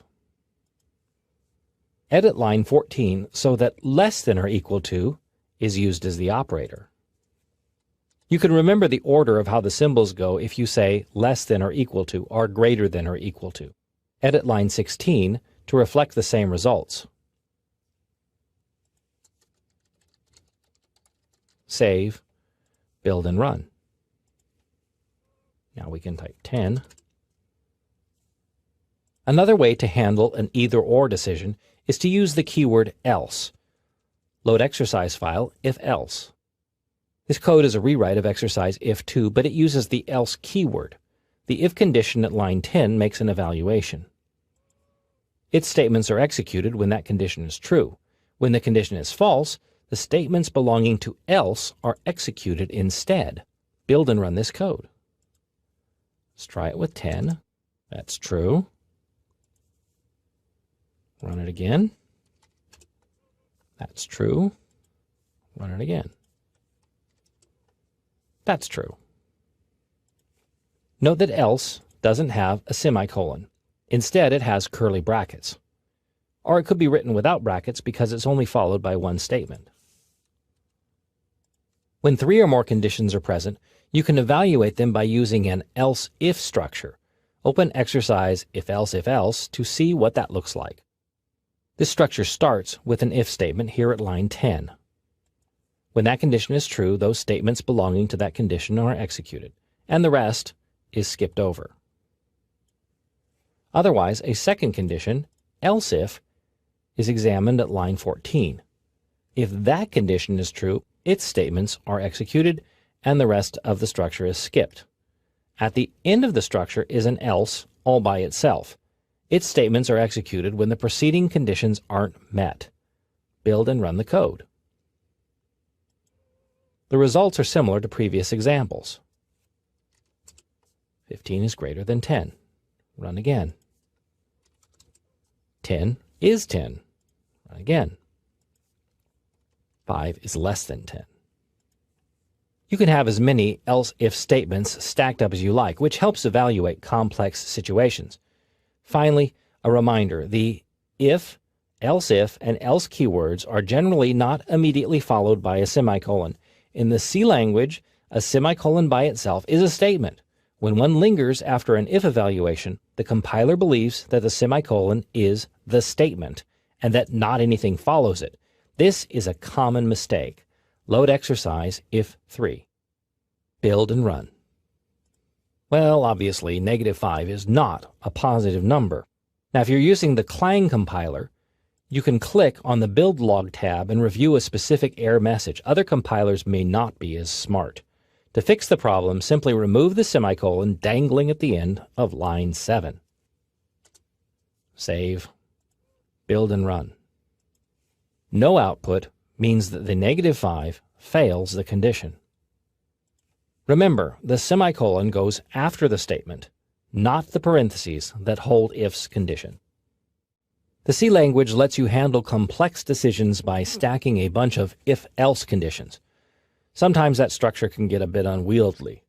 As an alternative, you can employ the switch case structure, which is yet another decision-making tool in the C language. In this movie, I introduce the switch case structure. You'll see how it's constructed, how it can handle multiple decisions, plus I'll demonstrate a few tricks. The bulk of this code is a switch case structure. It starts with the switch at line 10. This is followed by a series of case statements, each of which has its own statements. The final piece is default. It's followed by its own statement as well, and then a closing curly bracket. These are the elements of the switch case structure. The switch case structure also makes use of the break keyword. So all told, this structure contains 4 C language keywords: switch, case, default, and break. Build and run the code to see what it does. I'll type 1. Excellent choice. Run it a few times to try out various options. The code accepts character input, although it could have easily accepted integers. Here's how the structure works. Switch handles a single value, not a comparison. It can be a mathematical equation, but the result must be a single value. That value, specified by switch, is then compared with the values for each case statement. If the comparison is true, then the statements belonging to the case statement are executed. If not, they're skipped. So, at line 12, if the character 1 is typed, then the put statement at line 3 is executed. The break at line 14 ends the switch case evaluation, returning control to the line after the switch structure's final curly bracket, which is at line 23. Otherwise, if a match isn't made, execution falls to the next case statement, and then the next. Finally, the default condition is executed when none of the case conditions match. It doesn't need a break statement, as it's the end of the structure. Modify the code by commenting out all the break statements. Insert double slashes at line 14, line 17, and line 20. Save the changes, build and run the code. If you type a character other than 1, 2, or 3, you see the invalid choice message displayed. But type a 1. You see all the messages displayed. That's because execution falls through to each case statement. Open exercise switch 2. Here's another switch case structure, one that evaluates input as a menu system. Build and run the code. I'm going to type A. The problem with these options is that you may have typed a little a instead of a big A. In that case, the program doesn't seem to behave properly. Address the issue by adjusting the case statements to account for both upper and lower case input. Edit the source code to add duplicate case statements for the lowercase letters. Save the changes. Build and run. Now the evaluation should work for both upper and lowercase letters. You could also address this problem by using C language functions that modify character case. That topic is covered in another movie. Another way that program flow can be altered is when one or more statements are repeated over and over. This process is referred to as a loop. The C language offers several ways of looping. In this movie, I present the while type of loop. You'll learn how to set up the loop, determine when to stop looping, and how to break out of a loop before it's done. A loop is a repetitive way to control program execution. You must specify a condition that makes the loop repeat, a set of statements that repeat, and a way for the loop to stop. In this code, a while loop counts from 1 to 10. The looping condition is specified on line 8. It reads that while the value of variable x is less than or equal to 10, as long as that condition is true, the statements in the loop between the curly brackets at line 9 and 12 will repeat. The value of x is initialized at line 7. At line 11, the value of variable x is incremented. So, as long as x keeps inching up, the loop repeats until x is greater than 10. Build and run this code. And you see the values from 1 through 10 displayed. Now say you wanted to count to 20. Can you just off the top of your head imagine where you would make that change? It's simple. Change the condition in the while loop to 20 instead of 10. Save that change, build and run. And now values 1 through 20 are displayed. Now suppose instead of going by 1, you wanted to display only the even numbers from 2 to 20. This requires a little bit more thought because it changes two things: the initialization and how the value of variable x increases. The first change is to initialize variable x to 2 at line 7. If you're going to be counting by 2's, start at 2.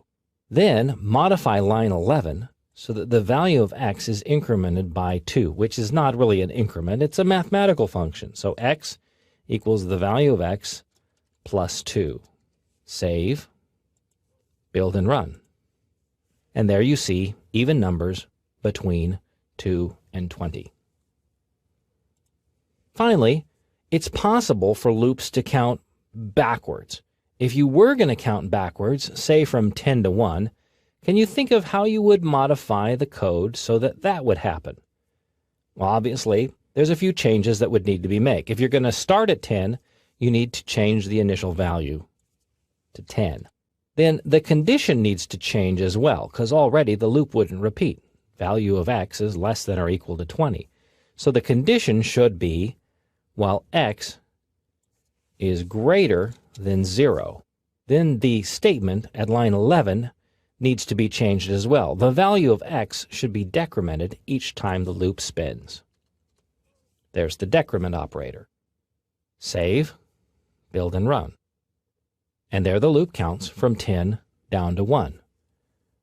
Open exercise file while 2. This code uses the srand and rand functions introduced in an earlier movie. These functions generate random numbers. In this case, a while loop displays 10 random numbers. Build and run the code. Impressive, but let me show you a couple of tricks to clean up the numbers. The first is the modulus operator, which is a percent sign. Modulus calculates the remainder of a value, like leftovers. In fact, open up the exercise file while mod to see a demonstration. Here I'm using a C program to teach you C. A while loop marches through the values 7 through 30. It shows you how the modulus operator affects each of those values. Build and run the code. The modulus operator gives you a remainder. So, for example, 10 mod 7 yields 3. That's because 7 goes into 10 once, but with 3 remainders. And you can see how the value is always going to be between 0 and 6 for mod 7, no matter what initial value is used.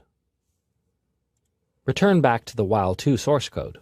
Edit line 15 so that the printf function displays the value of r mod 100. This change limits the output to values between 0 and 99. Save, build and run. You may see some single digits in there. Let me run it again to get some single digits. There they are. The single digits don't really look properly formatted. To line up the numbers, you can edit the printf statement again. This time, insert a 2 in the %d placeholder. The 2 sets the width of integer output to 2 characters wide, right justified. Save, build and run. Here you see a single digit, but it's lined up on the right, which looks more pleasing. Another type of loop is the do-while loop. It's kind of an upside-down while loop, but it has the guarantee that the loop always executes at least once. Open exercise file do-while. The do-while loop starts at line 9 with a do statement. It has no condition. Instead, its statements are executed one after the other. The while condition appears at line 14. The loop relies on variable ch as its condition. That variable is initialized in line 7 and then manipulated in line 12. Build and run. The z isn't printed because it's an exit condition. If you want to see the z, you need to save the exit condition to z plus 1. Save, build and run. Open exercise file while endless. This code demonstrates an endless loop. There is no exit condition because the while loop's evaluation is always 1. Build and run the code. Press Ctrl-C to cancel the program and stop the madness. Now, endless loops do have their place, but most of them are unintentional. You can, however, fix the loop by using the break statement. Insert line 8, which simply says break, and then a semicolon. Save. Build and run. The loop spins only once because the break statement busts out of it. You can even use the break to bust out of a loop prematurely. Load exercise file while endless break. The while loop's condition is infinite, and it cannot change, but variable a is used to monitor the loop's iterations, and once a is greater than 10, the loop is busted. Build and run the code. Of course, a better solution would be to evaluate variable a at the while loop's parentheses. That's something I hope you try on your own. The for keyword is used for creating loops in your C code. Unlike a while loop, the for loop is set up on a single line, which makes it more cryptic, but it remains a popular and perhaps more traditional type of loop. In this movie, I present the for loop. You'll see how to set up the loop and understand its parts. A for loop is presented at line 7. The loop's statement contains 3 parts, each separated by a semicolon. First comes the initialization. The statement is x equals 0. Which is an assignment. It's made at the start of the loop. Second comes the looping condition. The loop repeats as long as this condition is true, x is less than 10. Finally, the iteration statement. Each time the loop repeats, this statement is executed. Here, the value of x is incremented. The semicolon doesn't follow the for statement's parentheses. Instead, the semicolon follows a single looping statement as shown here at line 8, or a series of statements are enclosed in curly brackets. Build and run this code. The values 0 through 9 are output. This is actually typical for a C loop. In C programming, you start counting at 0, not 1. Humans start counting at 1. So, to fix the loop for the human's eyes, change the printf statement to read x plus 1. This modification doesn't change the value of x, only the output. Save, build, and run. Now that you've seen the basics of the loop, you need to practice some of your skills. You need to practice 3 challenges. You need to modify this code so that the loop displays values 1 through 20. The other one is to display even numbers from 2 to 20. And finally, to display values from 10 down to 1. That's 3 challenges in one. Your first challenge is to modify the code for 4.1, as shown in the earlier movie, so that it outputs values 1 through 20. Then create a new program that outputs even values 2 through 20, and finally create another program that outputs values 10 through 1. This exercise should take you about 10 minutes to complete. Here are the solutions to the 3 challenges. The first was to modify the code so that values 1 through 20 were output, and the change is really simple. You just change the 10 to a 20. Save that change, build and run. And there's the numbers 1 through 20. The second challenge was to modify the code so that even values 2 through 20 are output. Unlike a while loop, which was shown in an earlier movie, only one line needs to be changed. Initialization needs to change so that x equals 1, and then x equals x plus 2. Save, build, and run. And there are the even numbers. Of course, to make it more readable, I'd probably have done this change, where x equals 2, while x is less than or equal to 20, and then change the printf statement so that x is output itself. That's just more readable than doing it the other way. The final challenge was to modify the code to display values 10, 9, 8, all the way down to 1. Here's how that change would be made. First, x must be initialized to 10. And then the loop must spin while x is greater than 0. And the value of x each time must be decremented. Save, Build and run. One thing you can do with a for loop that's a lot easier than using a while loop is the concept of the nested loop. In this movie, I'll show you how to create a nested loop and how to avoid endless loops and common loopy mistakes. This code sends 10 random numbers to output. Build and run to see what it does. You see a neat row of 10 random values. The spacing is produced by the tab character. Shown on line 14 as \t is the tab character. To make a grid of 100 random values, you need to add 9 more rows. The way most C programmers accomplish this task is to create a nested loop or a second for loop that handles repeating the current output 10 times, or 9 times actually, plus the current one. Open exercise nested for 1. This code is a modification to the previous exercise. It includes an extra loop. The old loop, the common loop, is now nested inside the row loop. The indentation keeps the code readable. It also helps match up the statements in curly brackets. Build and run this code. And you see 100 random numbers. Open exercise file nested for 2. This nested loop might be a bit easier for you to read.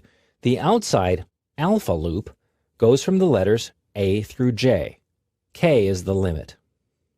The inside loop, which doesn't need curly brackets because it holds only one statement, loops from 0 to 9. The current loop variable values are then output in line 11. Build and run the code. In the output, you can better see how the nested loops run. First comes loop A, the outer loop, and then the inner loop displays values 0 through 9. Then comes loop B, 0 through 9, C, 0 through 9, and so on. Open exercise file 4.3. This is only half the code required for this exercise. Input is prompted and then the alphabet is displayed. What I'd like you to think about doing is, how would you have the loop stop when the letter input is equal to variable t in the loop? You don't need to change the for statement to make that happen. Instead, you need to put statements within the loop that will bust out of the loop when the character is input. The key is to use an if test and follow that with a break statement. Here's the solution.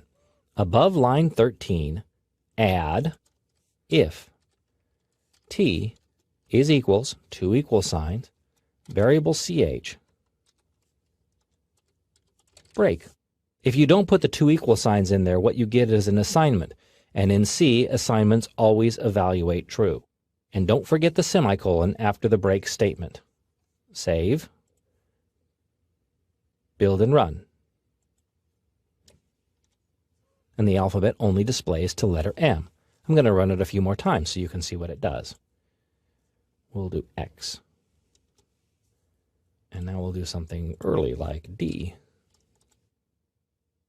One more thing. Remember to check 2 items in a for statement: the looping condition and the iteration. If either is off, the loop will go on forever. The compiler doesn't check for flaws in logic. That's your job. My tip is to read the for loop statement. Set t equal to character A. While t is less than or equal to character z, increment t. If you changed the condition to just t equals z, for example, it would evaluate true and the loop would run forever. So watch your conditions and your iterations. The C library is brimming with functions. These functions do a lot of things, but perhaps not everything you need for your programs. Therefore, when necessary, you can concoct your own C language functions. In fact, most programs have dozens, if not hundreds, of their own functions. In this movie, I introduce you to the function. You'll see how to set up and prototype a function, how to call or access the function, and how to bail out of a function early. Like everything in the C language, a function has a certain style and various etiquettes must be followed to add a function to your code. A function has a type, a name, and arguments in parentheses. The type is a value returned by the function, its output. The name is a unique name that identifies the function. The arguments are 0, one, or more values passed to the function, its input. Here, the alpha function has no input or output, which is valid in the C language. Therefore, it's a void function. Void is a variable type, which means I have no variable type. Function count is an integer function. It generates or returns integer values. It requires no input and therefore has no arguments. Function hangup returns no value, so it's a void function. It does, however, accept a single character as input. The character is an argument, and it's referenced by variable ch. Before you can use a function, it must be introduced to the compiler. That way the compiler can check its arguments to ensure that it's being used properly. Functions are called by their name, and then parentheses. When a function is called, control passes to the function's statements. Then when the function is over, flow continues with the statement after the function call. This code contains two functions. The main function is required in every C program. You also see the blorf function. Line 3 prototypes the blorf function. This informs the compiler of the function type and arguments. The compiler can confirm that the function is being used properly by checking the prototype. Also, the prototype is a statement. It ends in a semicolon. Line 8 calls the function. It has no arguments, so the parentheses are empty. The function itself is found at line 14. This is effectively a repeat of the prototype minus the semicolon. The statements belonging to the function are enclosed in curly brackets. Build and run the code. To call the function again, you simply specify it again. Duplicate line 8 to line 9. Save, build and run.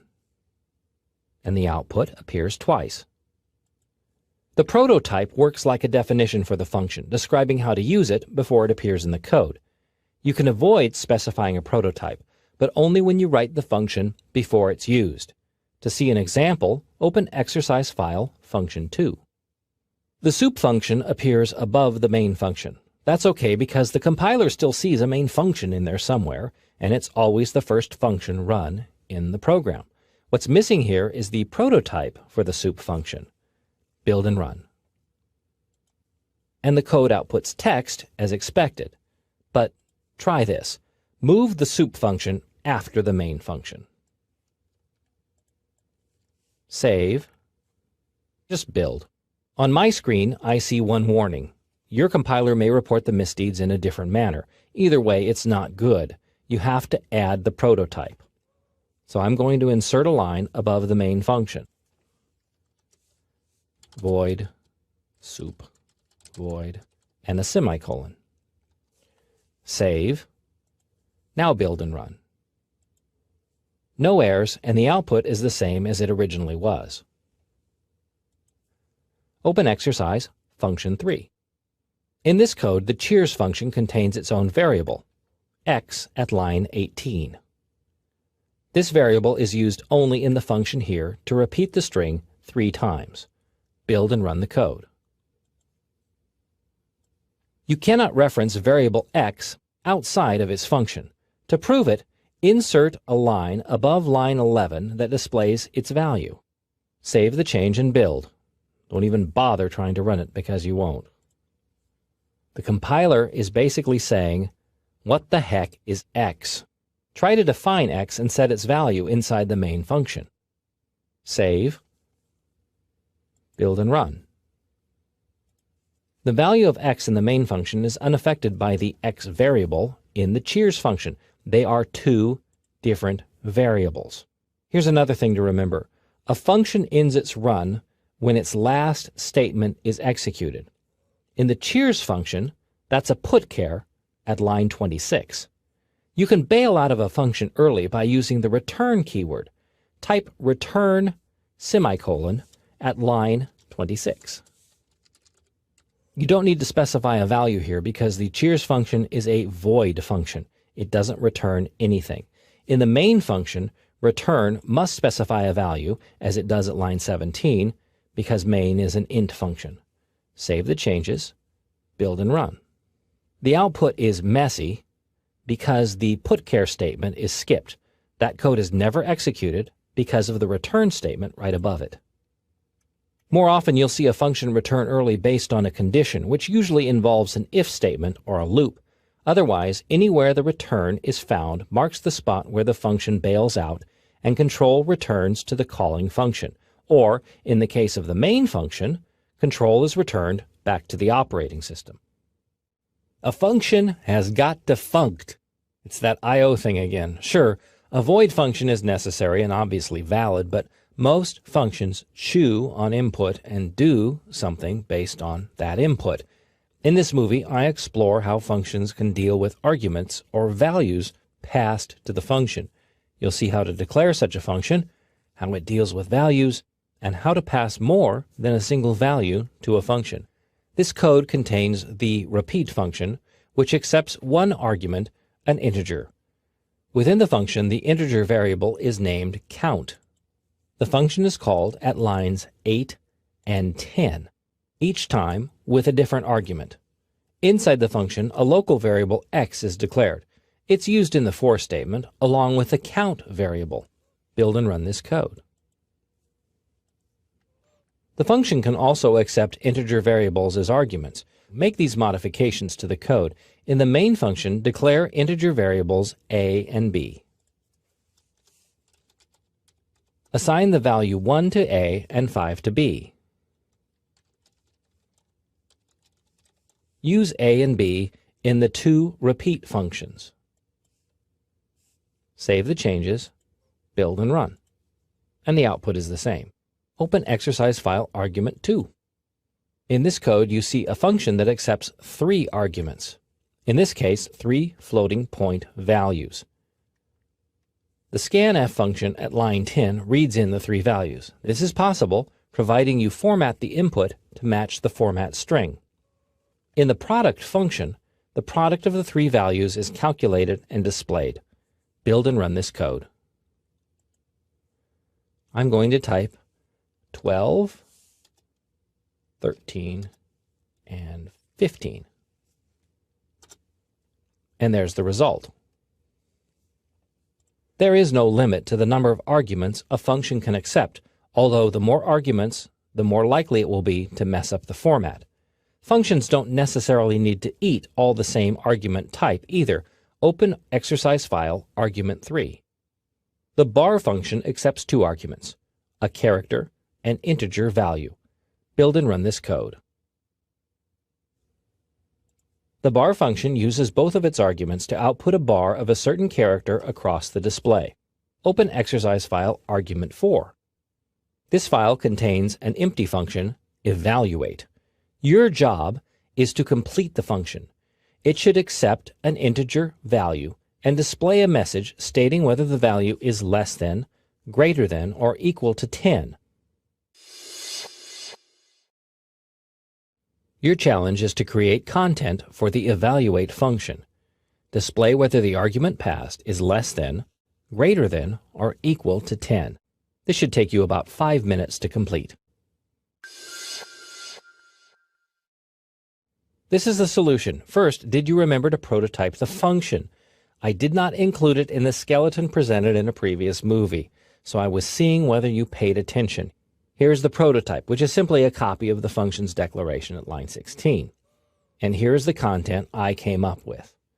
Your function could look like what you see here. You may have done things subtly different, but as long as the code works, then you succeeded. I'm using an if, else structure. No curly brackets are required because each item has only one statement that follows it. I'm going to build and run. Type in various values to see how it works. And it works. Hopefully your solution works just as well. Most functions in the C library return a value. Even when that value isn't used, it's available. Returning a value allows functions to generate output. Most of the time that output is based on the input or arguments passed to the function. In this movie, I explain how functions return values. They can simply generate the information, or they can manipulate arguments to produce specific output. I'll also cover a few rules and regulations regarding functions in the C language. This code contains a function called gimme an A. It's a character function returning a char value. The function has no input according to its prototype at line 3. The function is called at line 9, where its return value is assigned to the grade variable. The function itself at line 15 merely returns the single character A. Build and run this code. And I hope that's true. When a function returns a value, the value can be used immediately. You can edit the source code for this exercise so that the grade variable is removed. First, delete the assignment, and then replace the variable in printf with the gimme an A function. Save the changes, build and run, and you still get an A. Open exercise file return 2. You may recognize this exercise file from an earlier movie. In this code, the product function has been upgraded so that it returns the product of the values passed, which makes more sense. Build and run this code. Type 3 values, then press Enter to view their product. The code can be cleaned up a bit. For example, variable p in the product function is not really needed. You can eliminate it to merely have the product returned. Save these changes, build and run, and the results will be the same. Well, providing you type in the same numbers. A more realistic example is shown in exercise return 3. Max is kind of the stalwart of learning C. It's passed 2 values and returns the larger of the 2. I've also added the isLarger function, which doesn't return anything, but I wanted to show how multiple functions can be declared within the code. Here is max, and there is isLarger. Build and run. Type 2 values, hopefully 2 different values, separated by a space. The code displays the larger of the 2 values. And now, the limitations. In the C language, a function can return only one value. You cannot return multiple values, nor can I think of a reason why you would want to. You can return an array or a structure variable from a function. These variable types are covered in a later movie, but yet they remain single variables. And now I'd like to explain the main function. As you can see here in this source code, main is an integer function. The return statement is required, and an integer value must be specified. The parentheses for the main function are empty. This is a shortcut, a cheat. The compiler knows the arguments for the main function. 2 of them exist, but you don't need to specify them if they don't get used, so the parentheses remain empty in the main function. This is not something, however, you can get away with other functions you declare and use. So much goes on with characters that the C library offers a host of character manipulation functions. In this movie, I introduce a few of those functions and show you how to use them in your code. As a bonus, I offer an introduction to logical expressions, which can also come into play when working with characters. In your C code, characters appear either individually or marching along in an array called a string. So you can manipulate characters one at a time, or more commonly, in the string. This code includes a C-type header file which prototypes the character testing and manipulation functions. At lines 8 and 9, you see the toUpper and toLower functions. The toUpper function generates the uppercase version of a letter. toLower generates the lowercase. The results are used immediately in the printf functions. Note that these functions require integer values, not characters, so you can display the result by using %c in the printf function, even though they are integer variables. Build and run the code. Big A, little a, what begins with A? As you can see by the output of the final printf statement in line 10, the toUpper and toLower functions did not affect the variable ch. They merely generate an upper or lowercase equivalent. You can use these functions on a string as well. To do that, you must dissect the string in a loop. Open exercise C type 2. Again, an integer variable is used in the toUpper function. Input is processed and converted to uppercase at line 11, then output. You won't see the output until you press the Enter key because the C language is stream-oriented. Build and run the code. Type some text. Press the Enter key. The output is all caps, but note how the punctuation symbols and spaces are unaffected by the toUpper function. Most of the functions defined in the C-type header file are testing functions. They're used to evaluate the type of character, such as whether it's a letter, number, space, or upper or lower case. These functions return true and false values, which you can use in your code to see what's been typed. As an example, exercise C-type 3 uses the isAlpha function to determine whether a character is a letter of the alphabet or some other character. The function returns true if it is, false otherwise. In the do-while loop, input is received and checked. The if statement at line 11 returns true if the character is a letter of the alphabet. If so, it's displayed. Build and run. Type a bunch of text, including symbols and numbers. Press the Enter key and only the alphabet characters, upper and lowercase, are output.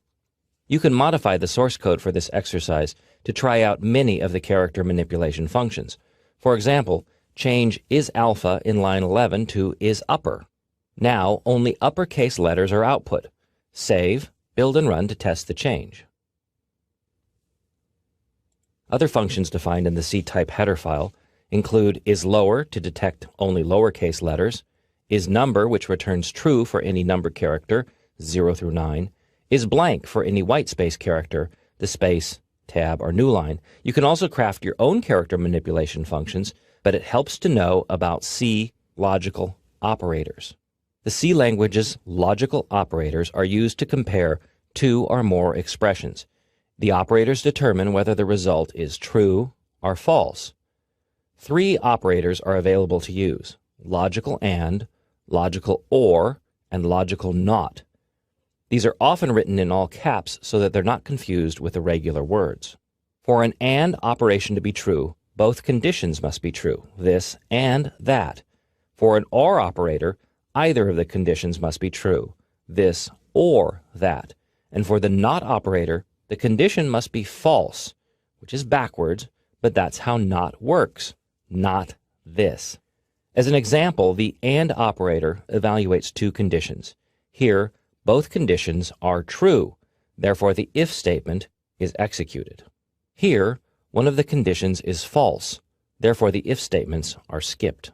In the logical OR operator, only one of the conditions needs to be true. Here, the if statement would be executed. When both conditions are false, the if statement won't be executed. And in the case of NOT, it negates the condition. Here the condition is false.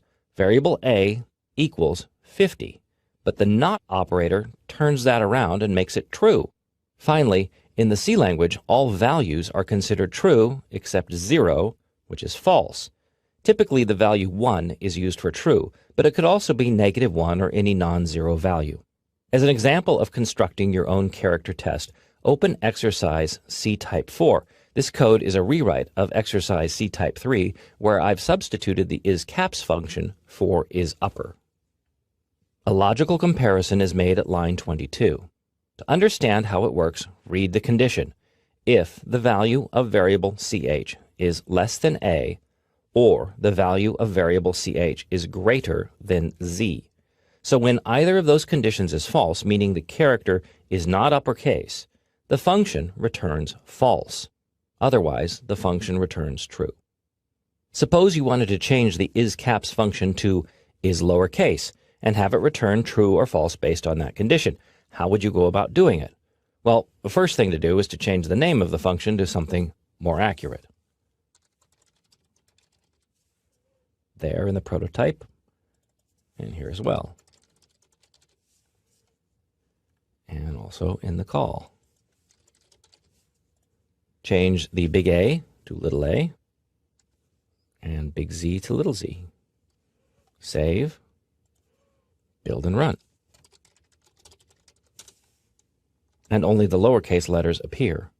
You can create just about any character test by using logical operators. You'll see additional examples of using logical operators in other movies in this course. A string is a funny thing. It's not really a C language variable, but it's used that way.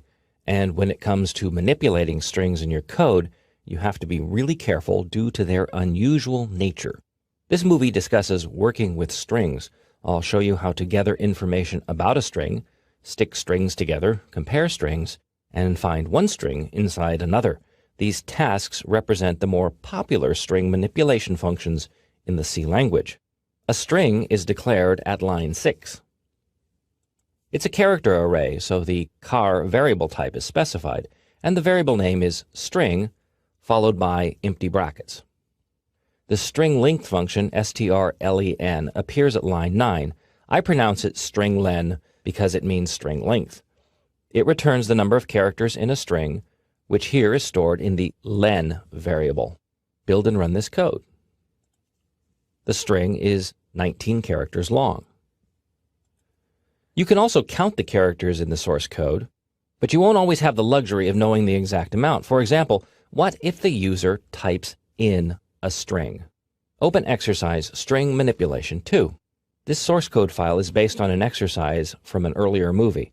Input is fetched by using the fgets function, and then it's stored in an input buffer. Afterwards, the stringlen function fetches the length of the string. The next statement displays the results. Build and run. I'll type, and apparently that string is 20 characters long. Keep in mind that strings in C end with a null character. Storage must be allocated for that extra character. The program generates the character, but you must provide room for it in the input buffer. And the string length function does not count that character when it measures the string's length. Open exercise file string manipulation 3. This is only partial code. You and I are going to figure out how to stick these two strings, first and second, together to make another new string. In many programming languages, the addition operator does the trick. For example, would that work? Save, and then click the build button to find out. Well, that's a no.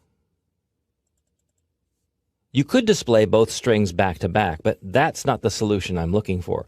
What you need to do is to stick the strings together. Now, rather than say stick the strings together, C programmers say concatenate, which comes from the Latin word for sticking two strings together.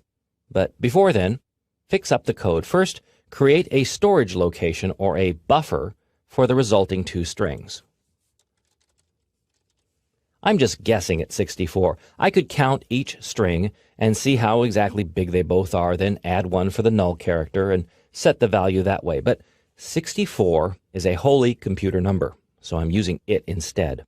So the first thing I'm going to do is to copy the string first into that storage container. The strcpy, or string copy function, copies one string into another.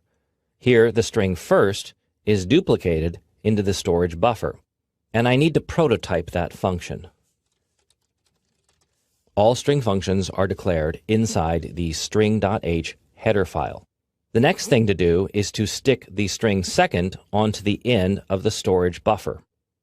This statement tacks the string second onto the end of whatever's in the storage buffer, concatenation. And then finally, display the results. Save it, build and run. And it worked. Concatenation. Another popular string function compares two strings. This code uses the strcmp, or string compare function, to compare two strings. The value returned is 0 when both strings are the same. That's one of those weird times where 0 actually means true. Values less than or greater than 0 indicate incorrect matches. Here you'll also notice that the scanf function limits input to only 8 characters. The input matches the 8-character limitation on the buffer. The buffer is 9 characters to account for the null character at the end of the string. Build and run the code. Now try a few passwords before you type the real one, which is secret. Okay.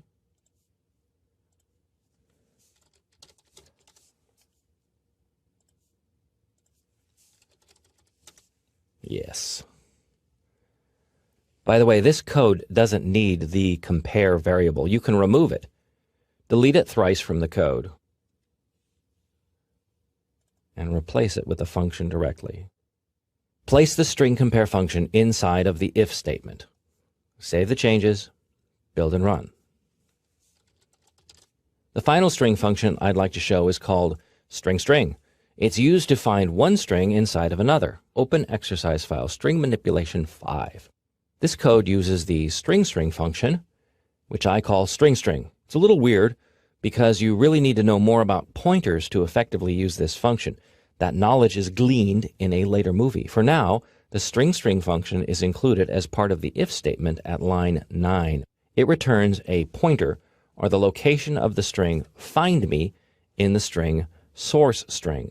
If no match is made, then the value null is returned. Again, null is a pointer thing. Build and run the code. And the string is found. You can alter the text for the string find me to prove that the function actually works.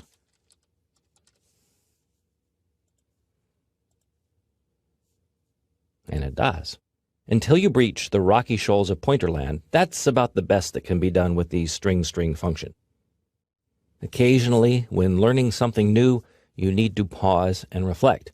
That's the topic of this movie, pausing and reflecting. Specifically, with regards to variables and values, it's time for me to go back and get you caught up on some things that might have already been seen in an earlier movie, but you have questions about. Plus, I'll introduce a few new concepts, things I feel it's about time you knew, especially if you are new to learning the C programming language. In this movie, I cover creating and using constants. Plus, I offer additional detail on how to use some of the printf function's placeholders. A constant in the C language is different from an immediate value and a variable. It's more like a universal value that doesn't change throughout the code. Constants are values used consistently throughout your source code. They're things that don't change. They're created by the preprocessor define directive. Normally, the constant is written in all caps, letters, and underlines only. Now, when the compiler encounters a constant, it expands it out to its assigned value. In this example, the constant version is created, and it's assigned to the value 3. The compiler converts the word version into the immediate value 3 throughout the code. And remember that preprocessor directives are not C language statements. Don't put a semicolon after the assignment unless you need the semicolon to be a part of whatever's being defined. That hardly ever happens, so just don't add a semicolon. Here is a string constant defined as author. The string must be enclosed in double quotes. This is an example of one constant that uses two other constants to calculate its value. So here, the constant gain grid would equal 120 unless either the rows or columns constants are changed. And they wouldn't be changed in the code, they would be changed in the define statement that you see here. This code is based on an exercise presented in an earlier movie. I've cleaned it up a bit, but now I'm going to set some constants. I'll insert two define directives to set the numbers of rows and columns in the grid. Now I'll change the value 10, used as an immediate value in the loops, to reflect the constants. Save the changes, build and run.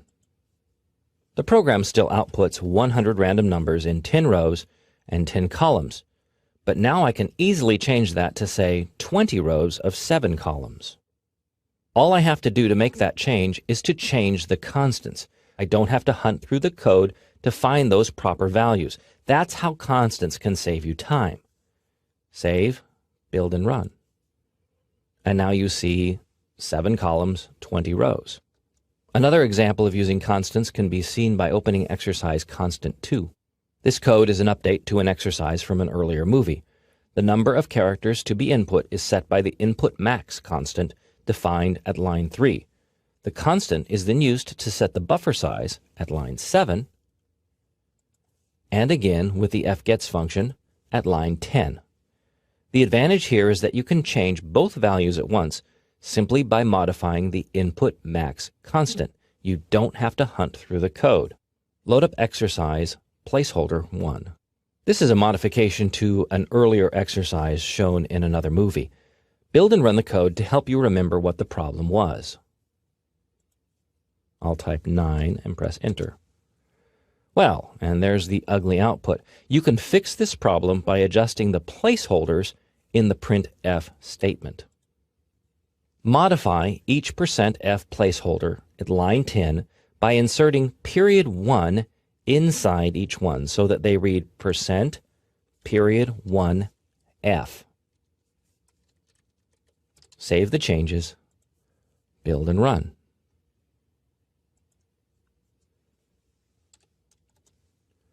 The .1 format limits floating point output to only one digit after the decimal point. Edit again and type period 3 for the format in the printf statement. Save, build and run. And now 3 digits appear after the decimal point. Return to exercise constant 1. In the printf statement at line 17, you see a 2 between the % and D. What the 2 does is set an output width to 2 characters minimum, so when single digits appear in the output, they're right aligned. Build and run this code. See how single digits are lined up in the output. Now edit the code again and remove the 2. Save, build, and run. Now the single digits don't look right. No one expects them to line up in the tens column. The placeholders have lots of options. These can be sandwiched between the % sign and the letter. I could make dozens of movies to describe them all, but another one to look at is %s, found in the placeholder 2 source code. The 2 strings, right and left, are displayed by using %s placeholders, but there are extra characters between the % and the s. The 20 specifies an output width, just like the 2 did in %d. In line 8, the %20s right justifies the output, adjusting the string's location based on its length inside that width. In line 9, the negative sign before the 20 left justifies the string, which is how text is normally output. Build and run this code to see how it works. The width argument in the %s placeholder sets the width to 20 characters. Right justified, left justified. This placeholder is ideal for displaying lists and tables. Many more placeholder width, precision, padding, and other options are available. The documentation for the printf function lists the variety, plus a few examples. An array is simply a collection of more than one of the same type of variable. For example, a list of high scores is a type of array, as would be how many miles you run every day, even if that list contains lots of zeros. And of course, strings in the C language are an array of single-character variables. In this movie, I introduced the concept of the array. You'll see how to create an array, how to fill it with data, how to access that data. And I'll also divulge some secrets about character arrays, also known as strings. Here you see the way not to do multiple values in your code. 4 separate float variables are created and filled with data. They're then displayed using 4 separate printf statements. Each variable requires its own repetitive statement. You can build and run this code, but why bother? Instead, I'll show you a better way to deal with multiple variables of the same type. That way is the array. Open exercise array 2. This is the array version of what you saw in the previous exercise. The array temps is created at line 5. It contains 4 elements, and each element is assigned in the brackets that follow. The loop at line 9 displays all 4 elements' values by using a single printf function. An array is simply a collection of multiple variables, all of the same type. It has a declaration similar to any other variable, but with square brackets after the variable name. The brackets hold the number of elements in the array, or they can be blank if the elements are specified when the array is declared. Here the integer array deliveries has room for 15 elements. Integer array totals has 3 elements, which are assigned in curly brackets. The final element does not have a comma. If you put a comma there, the compiler believes that you've forgotten something. You can also list array elements on a line by themselves. Don't forget the commas, except after the final element. And remember to close the curly bracket and add a semicolon. Each element in the array is its own variable. You specify the element between the square brackets. The first element is element 0. You can also use an integer variable to specify array elements. Here, variable n represents a specific element in the totals array. The element is used like any other variable. It can find itself inside of a printf function, or it can be used with an assignment operator, as shown here. Finally, you cannot change the number of elements in an array after the array has been declared. Some tricks exist to work around this limitation, but for now, just accept it as a rule. Also, don't forget that the first element in an array is 0, not 1. Humans start counting at 1. The C language starts counting at 0. An integer array calories is declared at line 7. It has meals element, and the meals constant is set to 3 at line 3. A for loop at line 12 reads in 3 values. See how the for loop starts at 0? That comes in handy when working with arrays, as the first element is 0. In line 14, however, 1 is added to the looping variable x, which makes the numbers more accommodating to humans running the program. The scanf statement at line 15 reads the values into each array element. An array element is an individual variable, so the ampersand is required. At line 16, the value input is added to the total variable. Build and run the code. I'm going to type some easy numbers so I can confirm the computer's math. Yep, it works. You'll see the variable total is initialized at line 10. That's required. Otherwise, the variable may contain garbage. In C, variables are not initialized until they're assigned a value. Comment out line 10 to prove this. Save, build and run to see if it has any effect.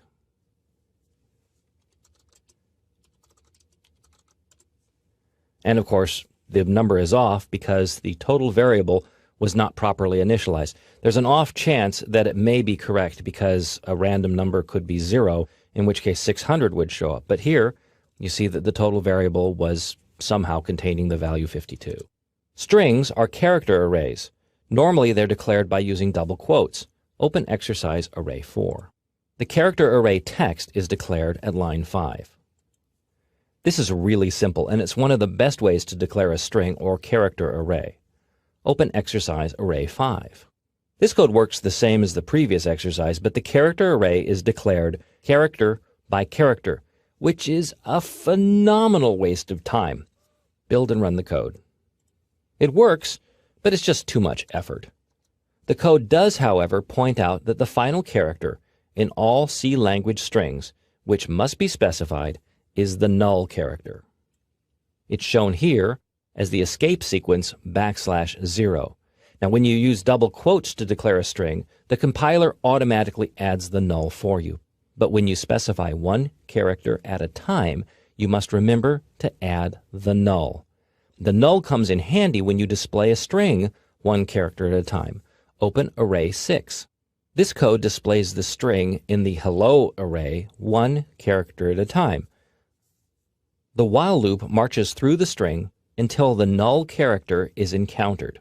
It spits out single characters by incrementing variable n as it progresses. Build and run this code. Because the null character evaluates to the false condition in the C language, you can shorten the while decision to this. Make that change in your code, save, build and run. The same output is generated, although the source code is a tad less readable to a beginning programmer. The typical array in the C language is simply a series of variables, all of the same type, marching off together. But not every type of data is a single line. Sometimes you have to deal with a grid. In that case, you enter into the realm of the multi-dimensional array. This movie uncovers the mystery of the multi-dimensional array. You'll learn how to configure such an array and access its values. You'll also see how multi-dimensional arrays apply to strings. To visualize a multi-dimensional array, think of a grid. You have rows and columns. The array is declared at line 8. 2 sets of square brackets are used, one for each dimension in the array. So, grid is an integer array. It's effectively a 2-dimensional array. Lines 12 through 14 use a nested loop to fill each array element with the value 0, initializing the array.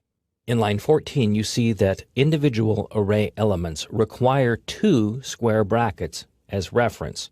Again, think of each as rows and columns. Then the nested loops starting at line 17 print the array in rows and columns. Build and run the code. The output shows each array element as it would be referenced. So the first one is element 0, 0. That's the first element in both directions. As a thought experiment, how would you modify the code to set the value of the third element in both dimensions to the value 1? Would you change it here or here? I hope you remember that arrays start with element 0, so the third element is actually referenced as grid 2, 2. I'm going to add a line that reads grid 2, 2 equals 1. Save that change, build and run. This is how the value looks, with a value 1 at grid 2.2. If you put a 1 here, you're actually using the fourth element in both dimensions. That's wrong, because you have to remember that all arrays start with element 0, not element 1. Even the pros forget that from time to time, and when you're dealing with 2 dimensions, it gets even worse. You can also conjure up a 2-dimensional character array, as is shown in exercise multi-2. A 2-dimensional character array is simply a collection of strings, but with one important caveat. The array must be dimensioned to handle the largest string. Remember, a 2-dimensional array is a grid. Here, the longest string is 6 letters long, plus 1 element for the null character. That makes 7 elements for each string. And when printing strings from a 2-dimensional character array, you need only specify the first dimension, which is done on line 14. Build and run the code.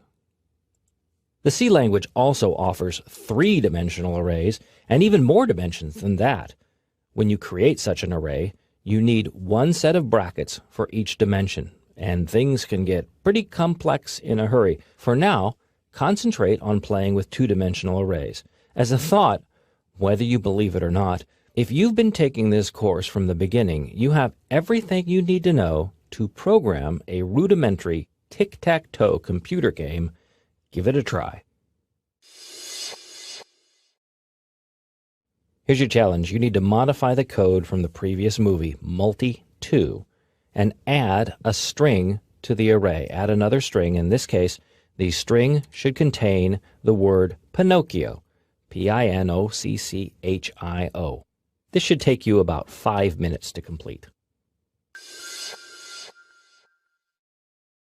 Here's how I'd make the change. First, add the string after Pluto. So add a comma and type Pinocchio. No comma after Pinocchio. Plus, you have to redimension the array. It now has 5 strings, 5 elements in the first direction, and Pinocchio itself is 9 characters long, so you're going to need 10 characters in the grid to handle that null character at the end of the string. So that's the new dimensions, 5, 10, Pinocchio, added at the bottom, and remember to modify the for loop so that it loops 5 times instead of 4. Save, build, and run. Another variable type in the C language is the structure. It's actually a combination of existing variable types, all tied together into a single unit. A structure variable simply has many parts, like a record in a database.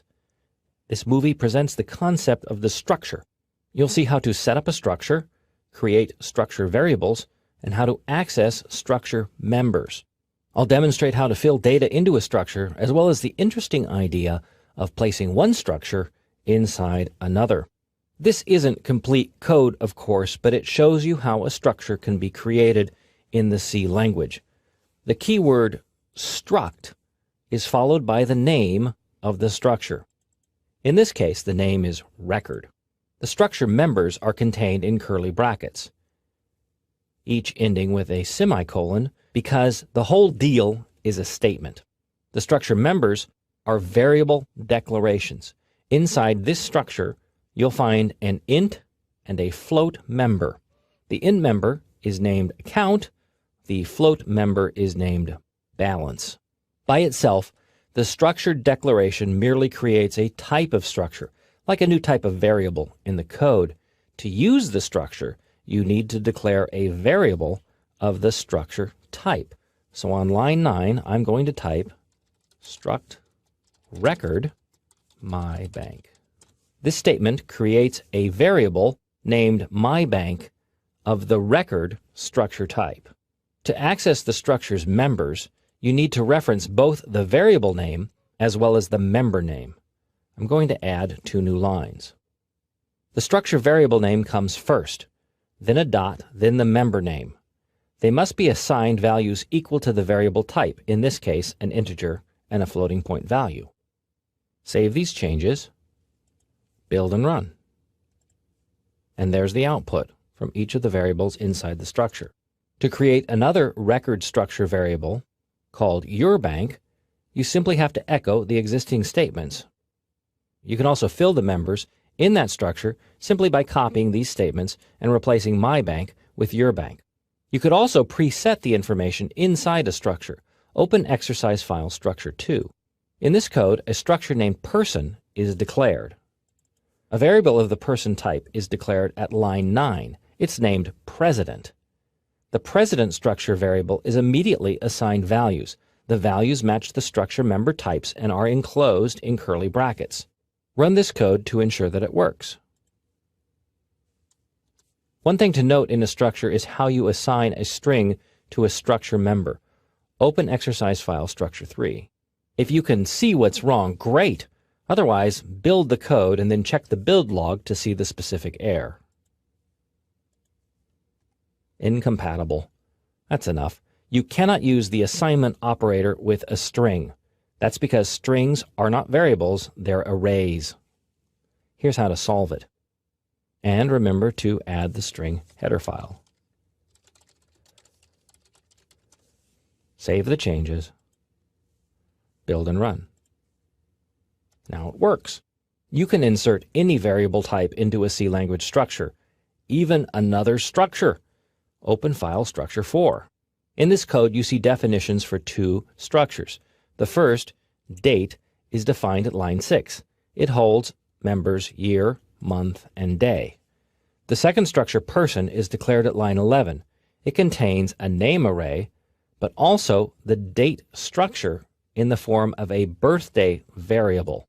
A person structure variable friend is declared at line 15. Line 17 through 20, fill the friend variable. String copy is used to assign the string. For the structure member birthday, note how 2 dots are used to fill in the substructure members in lines 18, 19, and 20. That's how it works. That's how structures within structures are referenced. Build and run the code. By the way, most programmers will declare a structure and then create a structure variable in the same statement. You can do that here on line 14. Specify the variable name friend at the end of line 14, then remove line 15. Save the changes, build and run. The output is the same. I prefer not to use this shortcut in my own code in that I find it less readable, but you're free to use it and you'll see it quite frequently in other C code. I've yet to encounter a programmable device that didn't have some sort of internal clock. A computer has a clock, and thanks to the internet, modern computers keep accurate track of the time. When your code needs to access that information, you dip into the C language library's assortment of time functions. In this movie, you'll see how time functions work in the C language. You'll learn how to check the time, read time values, and how to gather information about the current date. This code uses the direct value generated by the time function, as shown by the second argument in the printf function at line 6. You'll see that the placeholder is LD, which is a long integer value, or a very large integer. That's the type of value returned from the time function. The time function itself requires an argument. Here I'm using the null pointer constant to keep the function happy.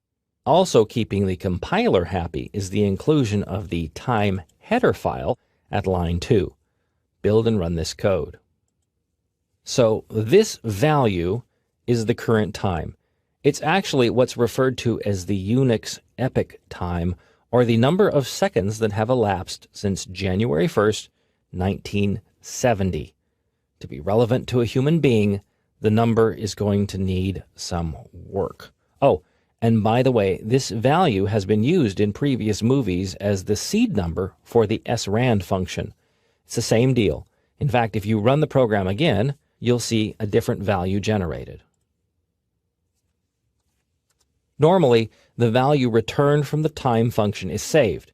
It's a long integer value, but the variable type is known as time t, which is spelled time underscore t. Insert a new line in the code to declare variable now as a time t type. To assign a value to the now variable, you must specify it as an argument in the time function. Yes, that's backwards, but several functions operate that way, including scanf, and like scanf, you must prefix the variable with an ampersand. And change the printf statement so that the variable now appears as the second argument. Save these changes, build and run.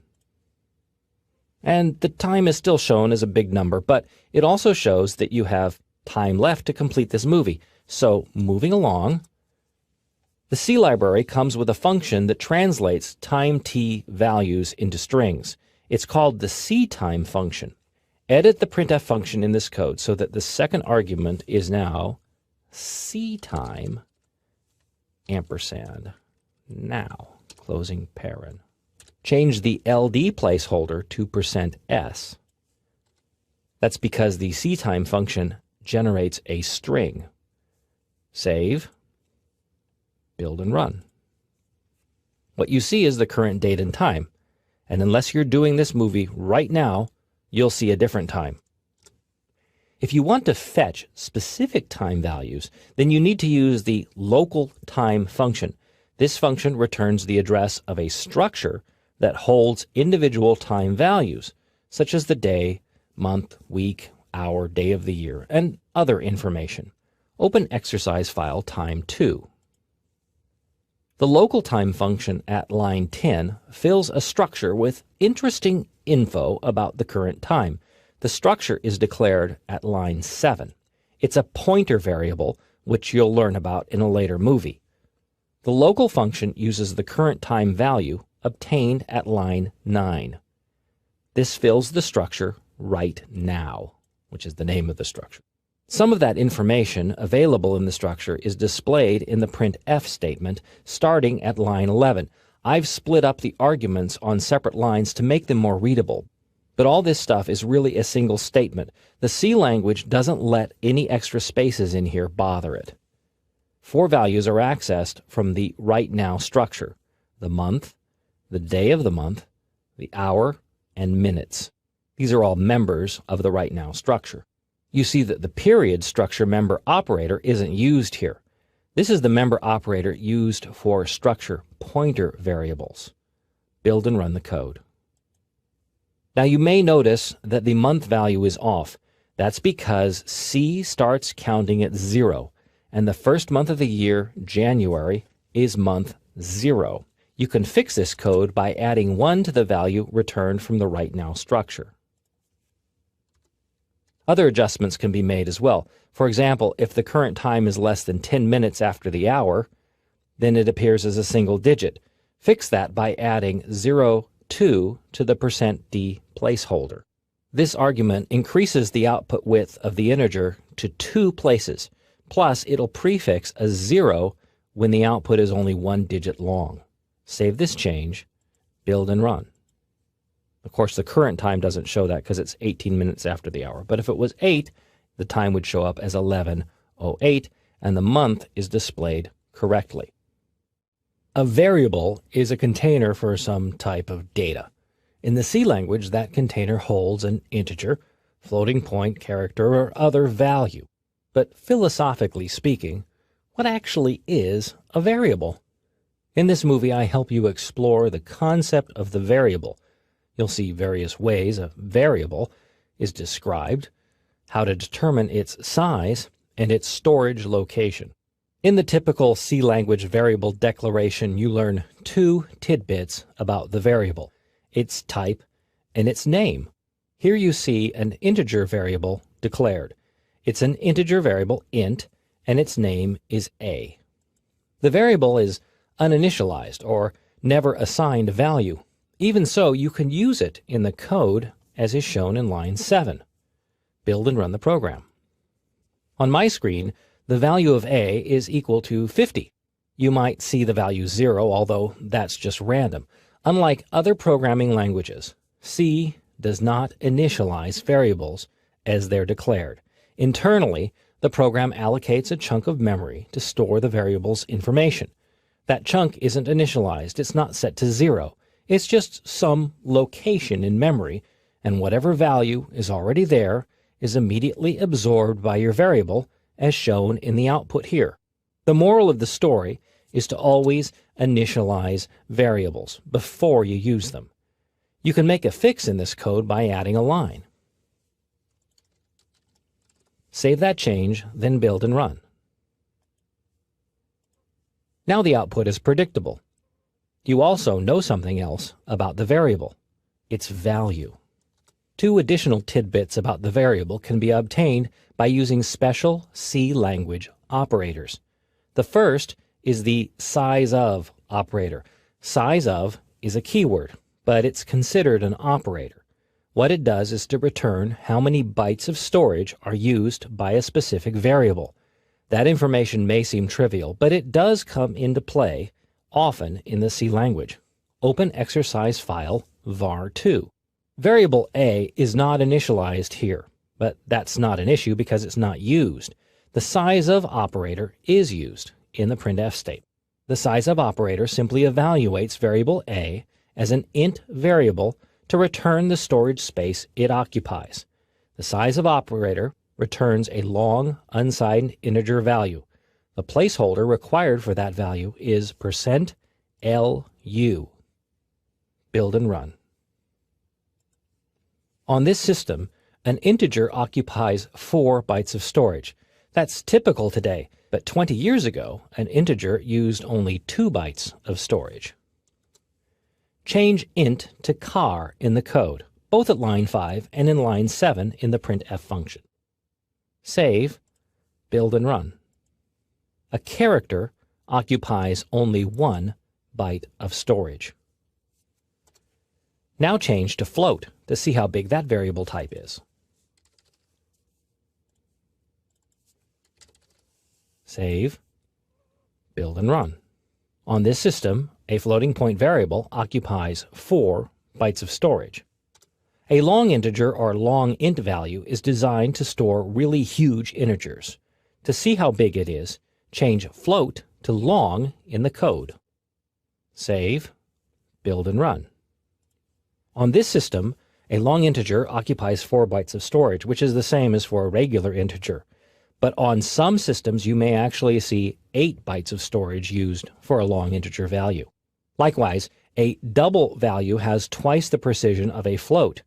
change long to double in the code. Save, build and run. Here, you see that the double does indeed occupy 8 bits of storage. By the way, you don't need to change the placeholder for any of these redeclarations. That's because the size of operator is what returns the long unsigned integer value, not the variable itself. Other information you can gather about a variable includes its memory location. That tells you specifically where the variable's data, that 1, 4, or 8 bytes of storage, where that data is located. To fetch a variable's memory location, use the ampersand operator. You've already seen this operator used in the scanf and timef functions if you've watched earlier movies. Open exercise file var3. 3 variables are declared in this code: an integer, a character, and a floating point value. These variables are not initialized because they're not used, but the program does allocate space for them at various locations in memory. To access those locations, the ampersand is prefixed to the variable name. To display the address, use the %p placeholder in the printf statement as shown at lines 10, 11, and 12. Build and run this code. The address values output will differ from machine to machine, and even their format will appear differently on different computers and different operating systems. Here you see the memory locations for those 3 variables. At this point, the information may seem trivial, but it does play a major role when it comes to pointers, which are perhaps the scariest, most dreaded thing in all of the C language. I know many C programmers who spend their careers artfully avoiding pointers, which is possible, but not smart. Pointers are puzzling, yet I hope this movie clears the air for you. I'll explain what a pointer is, how it's used. I promise to move nice and slow because this topic is a very important part of learning the C language. The worst thing about pointers is their name, pointers. It's descriptive, but a poor choice because you end up explaining a pointer by saying a pointer points. That's pointless.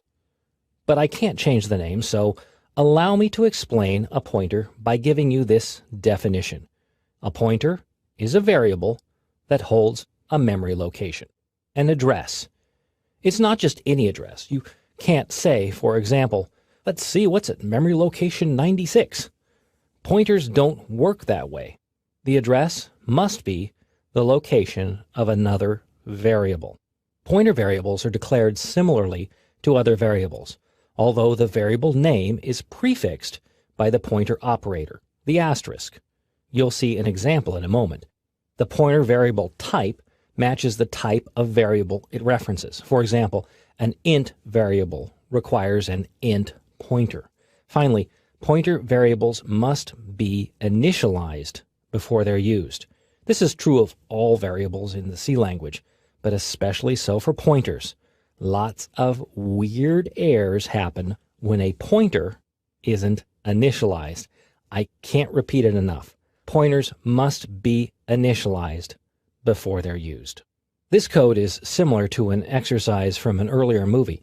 The ampersand operator fetches the address of the variable pokey. The %p placeholder displays that address. Add an integer pointer variable p. Remember, a pointer is a variable that holds a memory address. To get that address, you use the ampersand operator. That's already being used in this code, so you could be able to figure this out on your own, but just in case, I'll initialize the variable p equals amper pokey. This statement assigns the address of variable pokey to the p pointer variable. At this point, you might be puzzled. You might say, where's the asterisk in front of the p? I'll answer that question in a moment. For now, remember that a pointer is a variable that holds a memory location. And here, that memory location is of the pokey variable. It's being saved into pointer variable p. Now, duplicate the printf statement. This time, replace ampersand pokey with pointer variable p. Save these changes, build and run. Both lines output the same address. One is the address of variable pokey obtained with the ampersand. The other is the value saved in pointer variable p, which is that address. While the pointer variable is declared by using an asterisk, it's not always used that way. Without the asterisk, the pointer variable represents a memory location. With the asterisk, the pointer represents the value at that location. This is the dual nature of the pointer variable, and it's something that can be endlessly confusing. This code is similar to the previous exercise, but I've initialized the pokey variable to the value 987. Two sets of printf statements display the address and value of the pokey variable. The first set uses pokey directly. The second set uses pointer variable p. In line 14, p is used without the asterisk, so it's a memory location. In line 15, p is used with the asterisk, so it peeks at the contents of that memory location. Build and run this code. And the pointer variable p dutifully reports the correct values, the address, and the contents. A logical question to ask at this point is, why bother? I'm serious. At this level, using a pointer is pretty pointless. You can do many things in C without bothering with pointers, but they do have their purpose, and many functions expect you to understand and know how pointers work. Later movies in this course also drive home when and how to use pointers, so don't give up on them yet. In this challenge, you're to take the code from pointer 2 and modify it. Suppose that pointer variable pokey is a character variable. How would you make necessary changes to the code, including assigning a character to the variable? Convert character pokey to a char variable and alter the rest of the code to reflect this change. This challenge should take you about 10 minutes. I hope you found the challenge rather easy. The 10-minute thing was just to scare you. You really have to change both variable types to char. A pointer variable must match the type of variable it references. So not only is line 5 changed, but line 6 needs to be changed as well. The value is assigned to pokey at line 8. You don't need to change line 9 again because both these variable types match. The other changes take place at lines 12 and 15, where you need to specify the %C placeholder instead of %D. Save these changes, build and run. And it works. Where pointers really come into play is when dealing with arrays. After all, there is no such thing as an array in the C language. All arrays are simply shorthand for pointers. To prove it, in this movie I dissect the common C language array.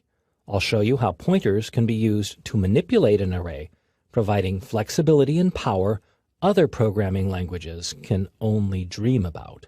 The code here is pretty basic. An array is declared and its values assigned. A for loop marches through each element, displaying that element's value, Cincy. It's so easy, I'm not even going to run it. Open exercise file array pointer 2. This is pretty much the same code, but a pointer is used to display the array's values. The a pointer variable is declared at line 7. It's initialized at line 9. An ampersand isn't needed here because, as I said in an earlier movie, arrays are all shorthand for pointers, so the array name is really a memory location. In the for loop, the APTR variable is used with the asterisk so that the value at the memory location is fetched. During the loop's first iteration, the value is the same as the 0th element in the array. And look at line 14. The APTR pointer variable is incremented. In this format, the pointer variable is a memory location. So the memory location is incremented, but by how much? Because APTR is an integer pointer, the memory address it holds is incremented by the size of an integer variable, the storage space that variable uses in memory. Conveniently, that happens to be the location of the next element in the array. Build and run the code. And it works. The output is the same as it would have been for the previous exercise had you bothered to build and run that code.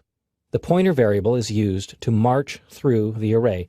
The advantage here is that pointers can be used to manipulate array data, and pointers are variables. Go back to the first source code file, array pointer 1. Add a new line below 9.6 to create the pointer variable. And initialize the variable as was done in the other exercise. Now, the tricky statement. Set the value for the third element to 0 by using the pointer variable. The pointer variable is already referencing the first element in line 9. To reference the third element, you need to add 2 to its value. And to assign that memory location the value 0, you use the asterisk operator. The rest of the code can remain the same. Save, build and run. And the third element is now 0. It has been manipulated by using a pointer. Most C language programmers will combine the statements at line 10 and 11 into a single line. It looks like this. You need to use parentheses because the pointer location math must happen before the asterisk references the value. Save the changes, build and run. And the output is the same. You'll see this type of shorthand notation used a lot. The main reason is that it doesn't affect the value of the APTR pointer variable, which still references the base address of the array. Perhaps the best way to demonstrate pointer and array manipulation is to use strings instead of numeric arrays. Open exercise array pointer 3. In addition to declaring a string as a character array, you can also declare a string as a char pointer variable. The compiler makes the assignment, but the variable created is a pointer. In this code, the pointer variable is used, just like an array name, here in the puts function. Build and run to confirm that this approach is not crazy. Now this begs the question that if you're afraid of pointers, how would you display this string one character at a time? Open exercise array pointer 4. Yes, this is the chicken way to do it. And it works because array notation is simply shorthand for pointers. In fact, many C programmers would do exactly as you see here, which is to use array notation to display the string. Build and run. It works, but this approach is not why you're taking this course. I'm going to replace the array notation with pointers. All you need is only one pointer, which I'll call PTR, and you don't need an X. No ampersand is needed here because string is already a pointer. It holds a memory location. To examine a character at a memory location, the asterisk operator is used. So the while loops condition becomes, that's it. Ditto for the putchar function. And then you increment the memory location, which is, so these two represent characters, and this represents a memory location, marching through the string. Save the changes, build and run. And the output is still the same. Now you could go one step further if you like and not even use the PTR variable. I'll make the necessary modifications in the code. Save, build and run. The issue here is that once you change the string variable, you lose its base location in memory. For this code, that's not an issue, but for other situations, it could present a problem. One of the places you'll see pointers used the most, and something you truly can't avoid in the C language, is where a function requires or returns a pointer value. It happens a lot. This movie helps you deal with pointer functions, even create your own. You'll see how pointers are used in functions, how to pass a pointer to a function, and how to return a pointer from a function. You've already seen pointers used in functions in this course. You probably just didn't recognize that's what was happening. The scanf function uses pointer values, specifically memory locations of the variables it reads. The ampersand in line 8 reads the address of variable 8 and sends that address to the scanf function. And you know scanf's return value isn't used in the function. Instead, the function simply uses a pointer to assign the value to the variable x directly. Clever, huh? In exercise scanf2, which I have on the screen here, the ampersand is not required for the name variable. Why? Because name is an array, and arrays are pretty much pointers in disguise. The ampersand isn't needed. You can concoct your own functions that use pointers. You need to specify a pointer as an argument or as the return value. Open exercise file pfunction1. The function -10 is prototyped at line 3. It accepts a pointer variable as its argument. Pointer variable is a memory location, so it accepts the address of a variable as the argument. The address of variable value is passed to the function at line 10. The ampersand operator is what fetches the address. In the function, the asterisk operator is used to change the value of the variable passed. Nothing needs to be returned because the variable's value is directly accessed in memory. Build and run the code. The variable's value is affected by the function, even though only its address was passed to the function and the function didn't return anything. Open exercise pfunction2. In this code, a pointer function is declared. Longer returns a character pointer or the address of the start of a string in memory. The function starting at line 18 compares two strings by length. The longer string is returned, or I should say, its address is returned. The string itself never really makes it to the function, only its address. The address returned by the longer function is stored in the result pointer. It's then output at line 13. Build and run this code. And the longer string is displayed. You can also manipulate strings in functions. Again, you're not passing the string itself, merely its starting point in memory. Open exercise file pfunction3. This code is another example of string manipulation by using pointers, where the function doesn't really need to return any value. The shouting function at line 19 takes a string and munches through it, one character at a time. Each character is run through the toUpper function, which converts lowercase letters to uppercase. Build and run the code. Type something like, "I'm not shouting," and enter. And it worked, all without returning anything from the function. Open exercise pfunction4. In this code, a string is returned from the encrypt function. A string is accepted by the function, manipulated, then a new string is returned, which keeps the original string intact. But will it work? Build and run. Now, you may see a compiler warning, and it's a serious warning which explains why the output is unpredictable. Well, unless these are really secret instructions. The problem here has nothing to do with pointers. It's an old situation I explained in an earlier movie on functions. That is, all variables used inside a function are local. When the function is done, its variables are tossed aside. This holds true for the encrypt function with the output array. To fix the problem, you need to use the static keyword. Insert the word static before the variable declaration on line 17.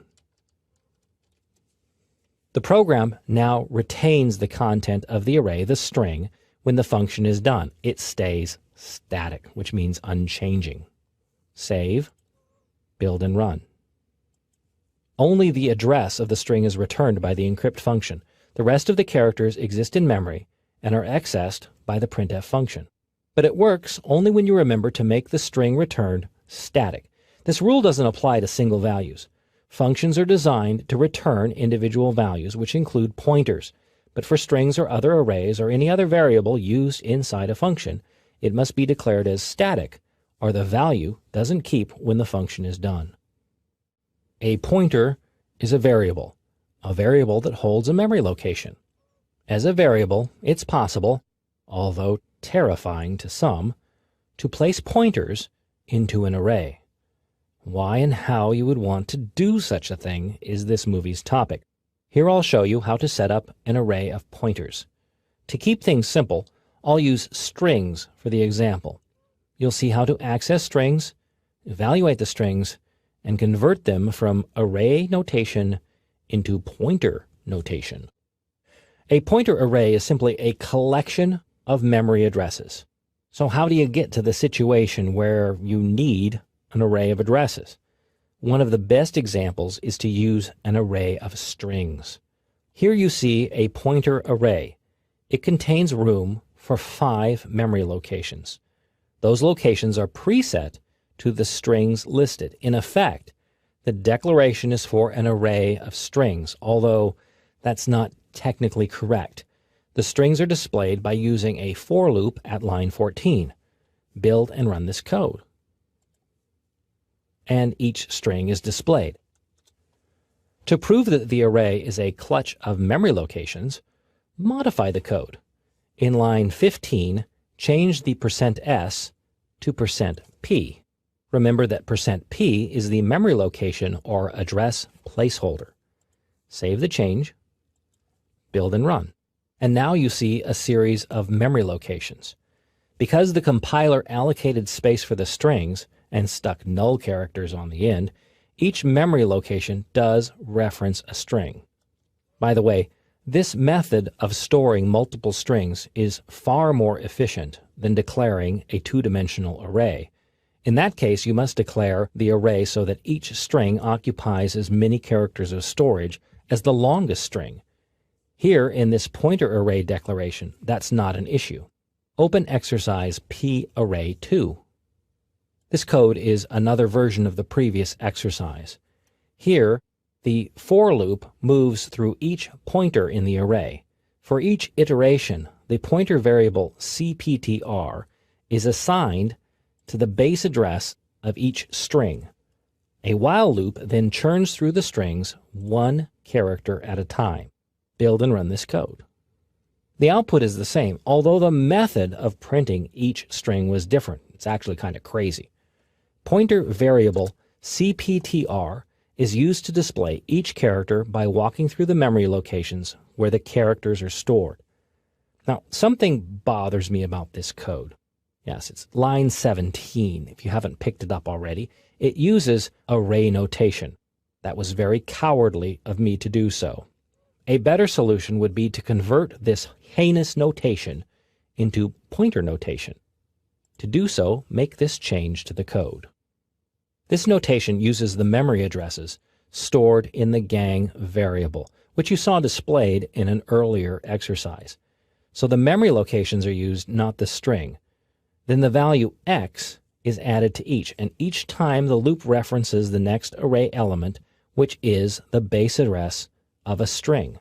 It has to be enclosed in parentheses because the memory location is manipulated first, and then the contents of that location, the asterisk fetches the string, is referenced later. Save this change, build and run. The output is the same.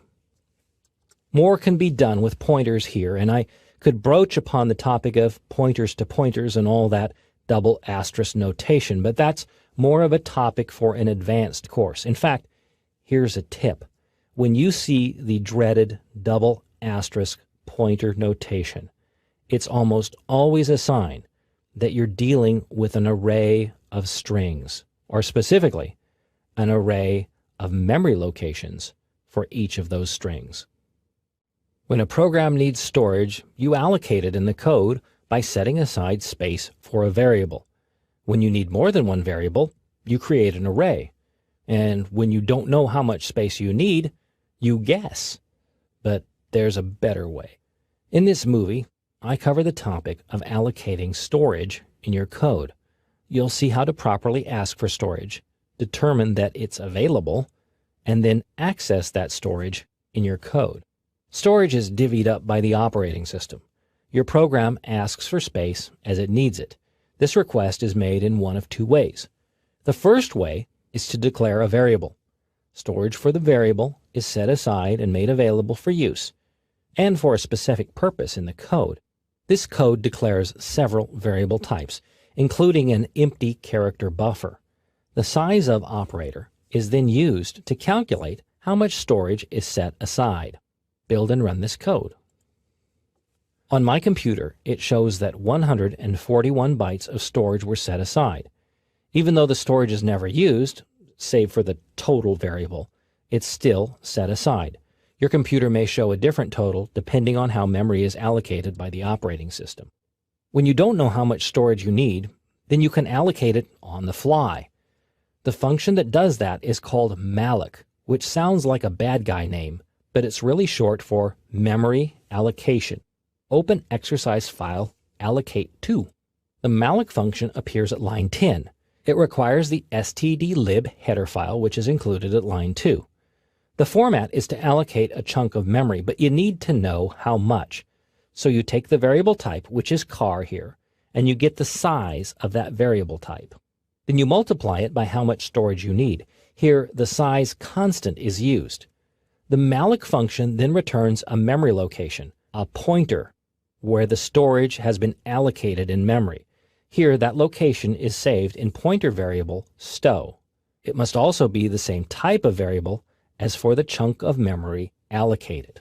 One more piece is needed. You must typecast the memory location returned to match the pointer variable type on the other side of the assignment operator.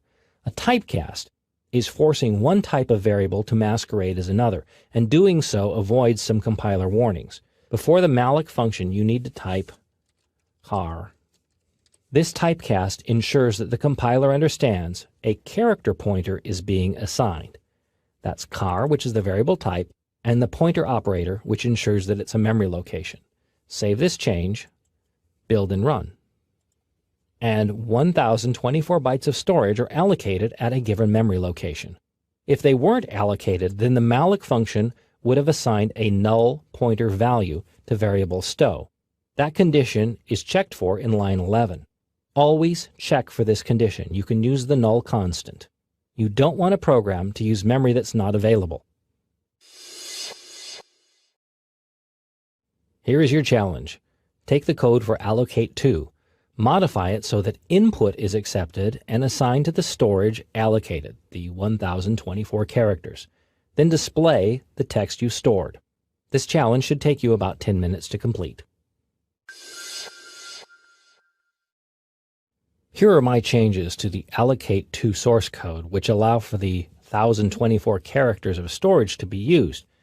In the else group of statements, I'm going to add printf type something.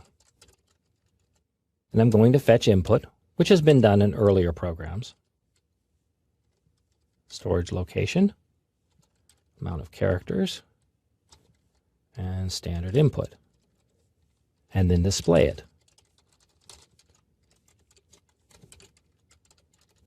Using the buffer. That's it.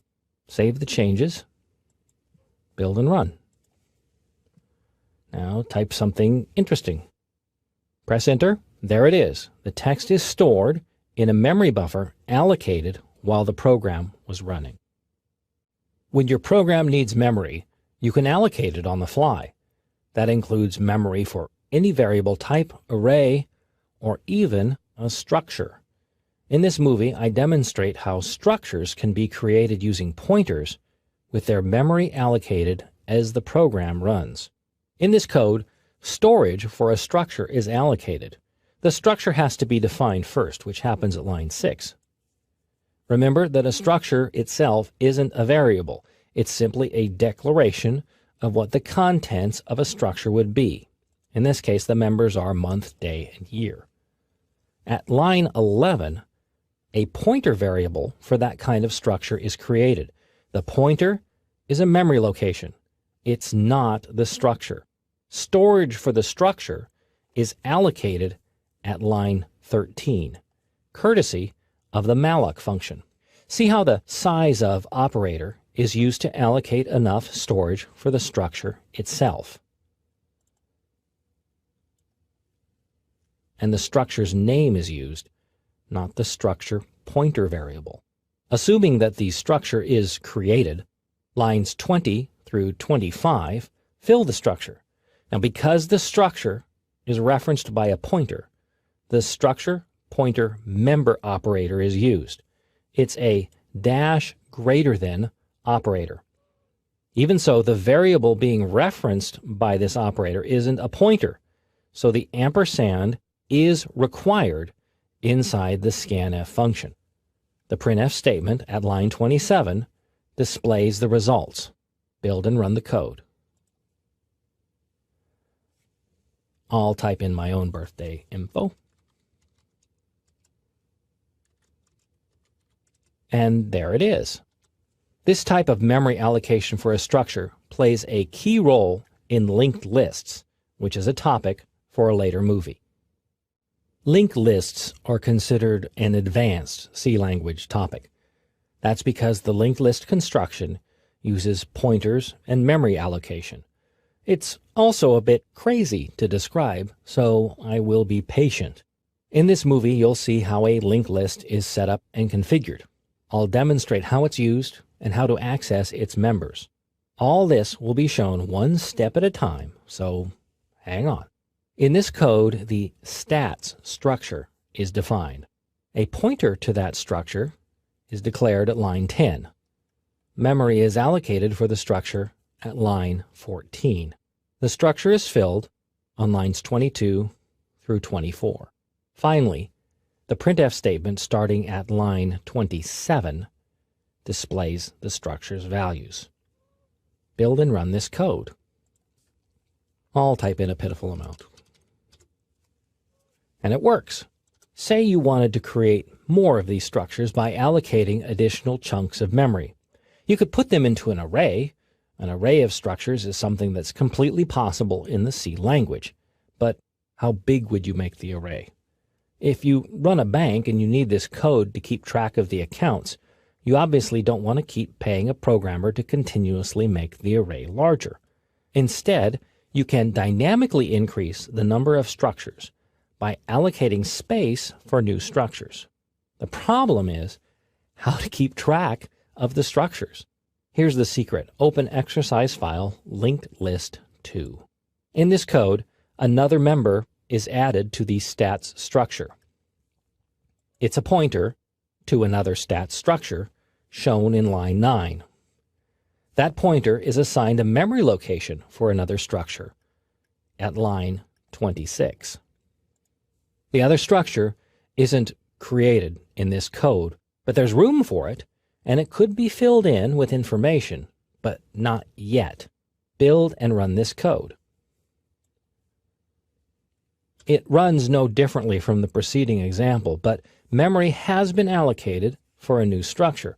The problem that you run into at this point is repetitive code, specifically lines 15 through 20 and lines 26 through 31.